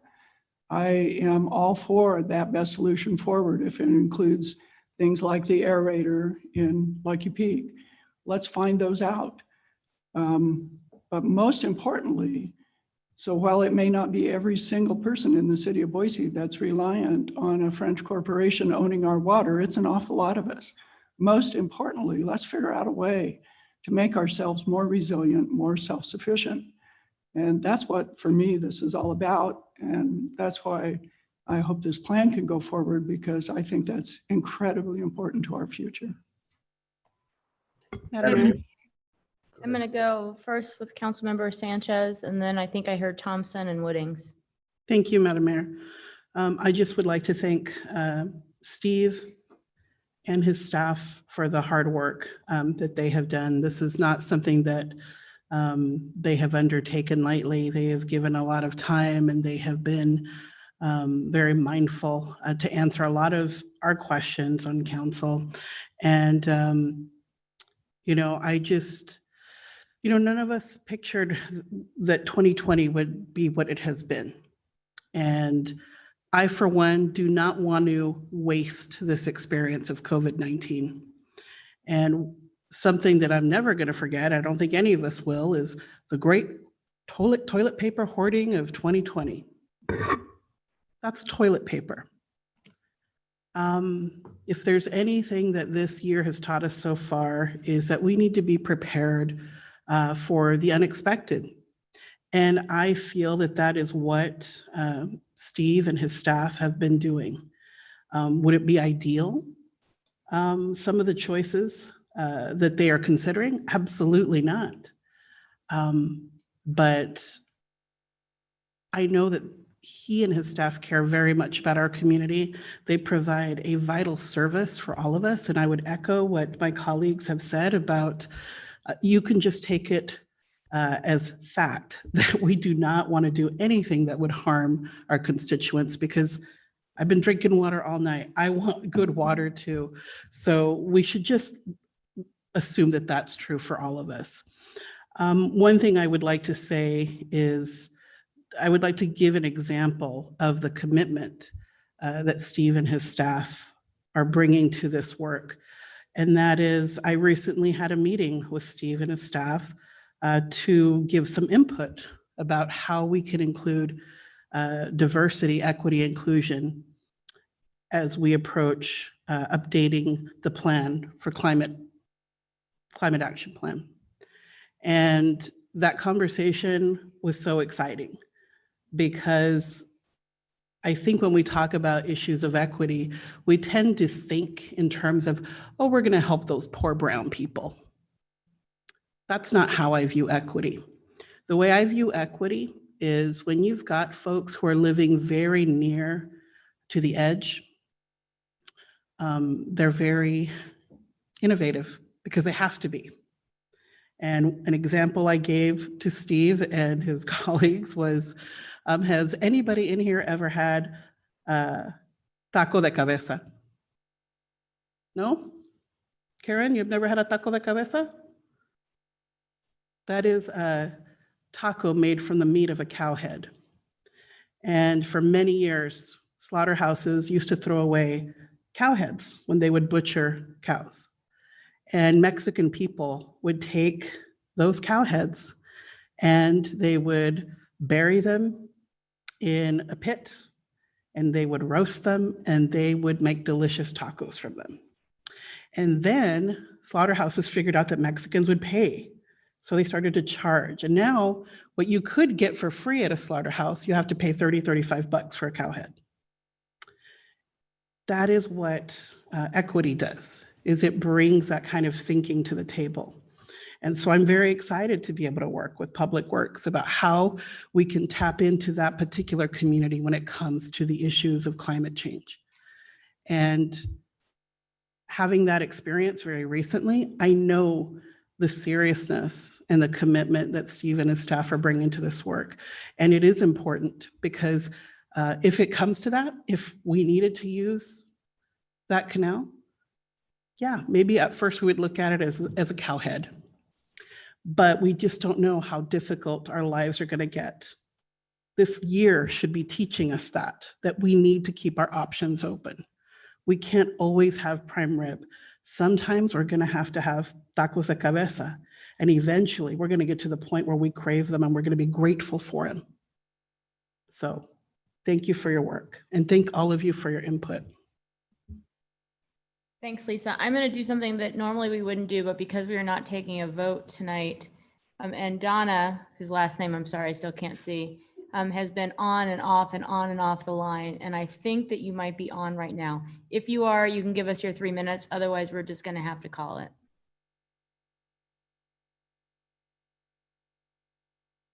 Can you hear me now? Oh, yeah. Hello? Hear you. Hi, Donna. Okay, I just keep getting dropped on the Zoom on my computer, and so I also called in on my phone. And even though every time you asked me if I was there and I replied, yes, I was, for some reason on the Zoom phone connection, it didn't work. Well, welcome. So, thank you. My name is Donna Kryanczyk. I live at 4903 West Alamosa, Boise, Idaho. I do appreciate the mayor and all the city council people and everyone who's in this. I think it's very good process and good luck that we're doing. I'm sorry if some of the council members think that us calling in and having concerns is attacking you personally, because it certainly is not. And I appreciate the hard work everybody does. And so thank you for that. I think that many people have had much better prepared statements than I have, and I have enjoyed listening to everybody's concerns. I think my biggest concern is about the PFAS and how we address those in our waters. This is not just Boise, Idaho. Oh, Donna, we've lost you. And now you're totally gone. The connection is unsteady. And so what I'd ask is, I'm sorry about that, Donna. If you haven't already submitted email comments, will you submit them to us? And we'll be getting others, but we'll be sure to read them before the 13th. And I appreciate your tenacity in trying to get to us and staying on for the whole evening. Thanks, Donna. Okay, with that, I'm going to reclose the hearing. Okay.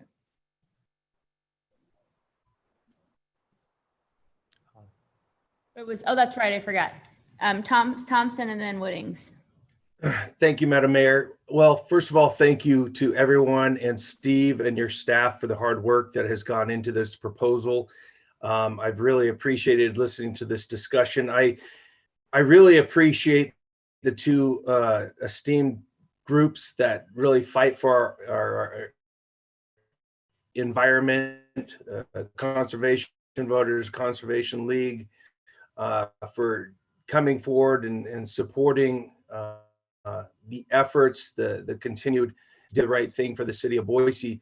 I'll tell you what, I knew that this discussion would certainly be derailed to some degree by the concerns of Farmers Union, and I completely respect and understand that. While I don't live in your area, I certainly live in West Boise and was born and raised by a grandpa that's a farmer and taught me the aspects of farming and irrigating, and it's extremely important to me. Let me tell you, there is no way I will support releasing effluents, A level or otherwise, into any canal until we have additional support behind it, scientific. I support science, scientific support behind it, and broad public input. So the Farmers Union Canal component is to me a dead issue at this moment.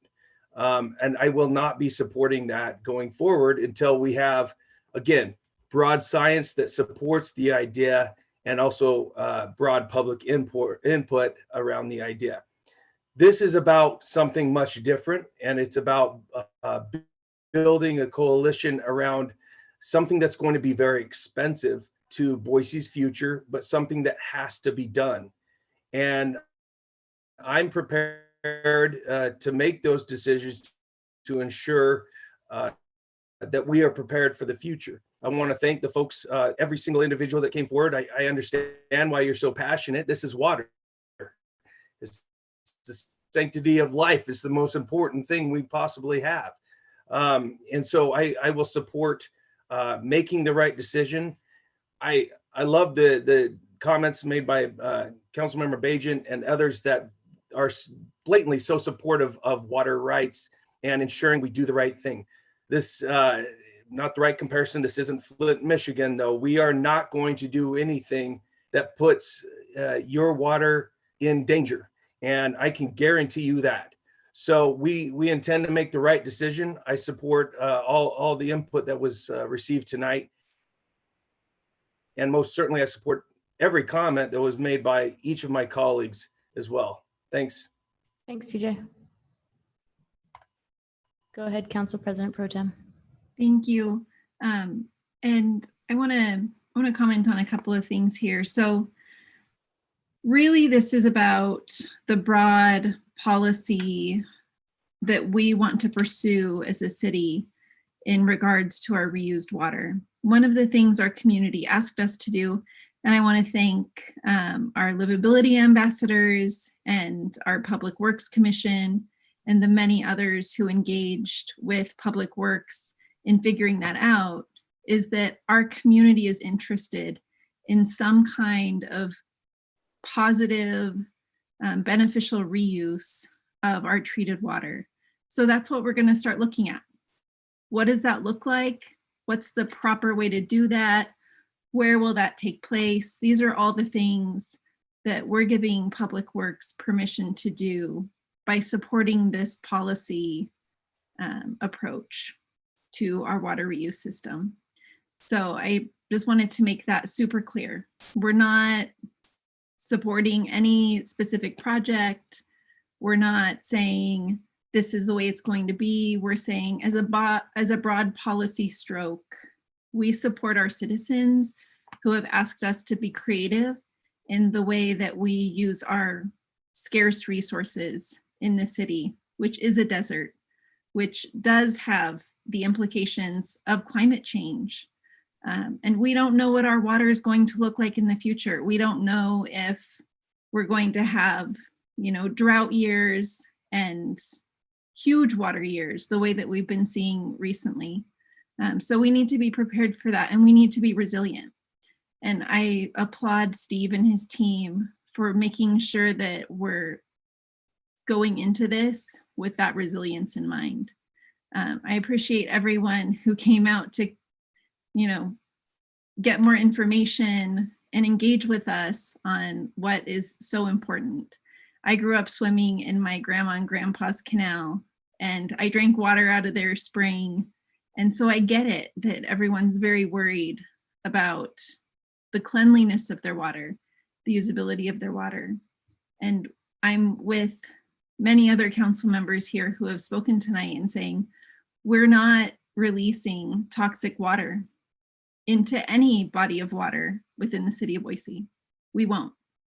What we will do is we'll look at science. We'll look at the work that Steve and his team do in the coming months to establish where we are now, look at what's in our water currently, look at any future regulations that we could be under from the federal or state authorities, and look at what we can do with Boise's water that helps us be more resilient, that helps us prepare for our future, and helps us to build a future for our kids where they don't have to worry about water shortages, where we're not just sending our water downstream. We are using it here in Boise for something that makes sense for our property owners, for our businesses, and for our environment. So thank you everyone for coming out tonight. I really appreciate it. And I hope that everyone stays engaged as we continue going through this process, because robust public engagement is going to be how we figure out a solid plan for our future that works for everyone. So thanks. Thank you. Madam Mayor. Go ahead. A couple of comments. Most of my colleagues have made the comments that I have, and I don't need to repeat them, but one of the things that has struck me about our conversation tonight is how close to the same page everybody actually is on. We had very broad support earlier tonight for the first version of a demolition ordinance, because people understand that we don't want to trash and throw away things that are valuable. Water is valuable in a desert, and water reuse, a small component of this plan, reflects that value as well. Almost everybody said, we don't know enough about this and it's potentially scary and we need to learn more. And somehow the messaging gets a little bit confused, but everybody's on the same page there. Everybody has said, I value clean water in my canal, don't poison it. And I think everybody on the council and everybody in the Public Works Department has said, we don't want to do that. That's not what this is about. One of the difficult things about 2020 for me has been having ordinary communications with people where I'm sitting in my house, I read the news all day, every day. I'm angry at the entire world. I distrust everybody, and I assume that the rest of 2020 is going to get me. That's not a good mindset for accomplishing anything. The easiest thing to do is to say no. It's always possible to find a reason, particularly here where nobody is certain about anything, why something is bad. It's brave and challenging and difficult to say, here's something we should consider for a big problem that we might have in 30 years. May I go explore it? That's the kind of thing that our Public Works Department does because we have an amazing and talented team. I am particularly motivated to express to everyone that if this develops and you get angry about it, the proper place for that anger is me. Steve's team will do whatever we tell them to do. The big policy calls are all our calls. The proper place for political frustration is your elected officials, is me. Yell at me or question my integrity if you feel like it's at question. Our civil servants are going to execute whatever we direct, and I believe that they will faithfully do that. So the buck, as other more famous people have said, really does stop here. And that includes your support if we earn it, but also your frustrations and your anger. So to the extent that you feel those things in this process going forward, I want to be on the receiving end of that. The final comment is that almost everybody who testified had some really good ideas for what to do and how to move this forward in a safe way, or how to not move this forward if it's dangerous, or particular technologies they'd like us to explore, or particular studies they'd like us to read. That's good. Bring that stuff.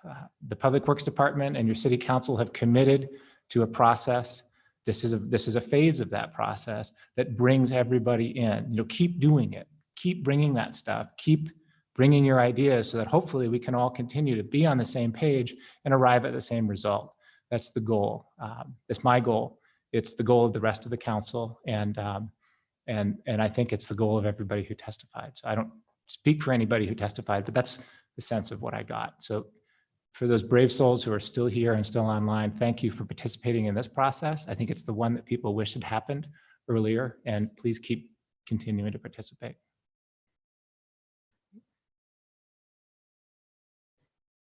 All right.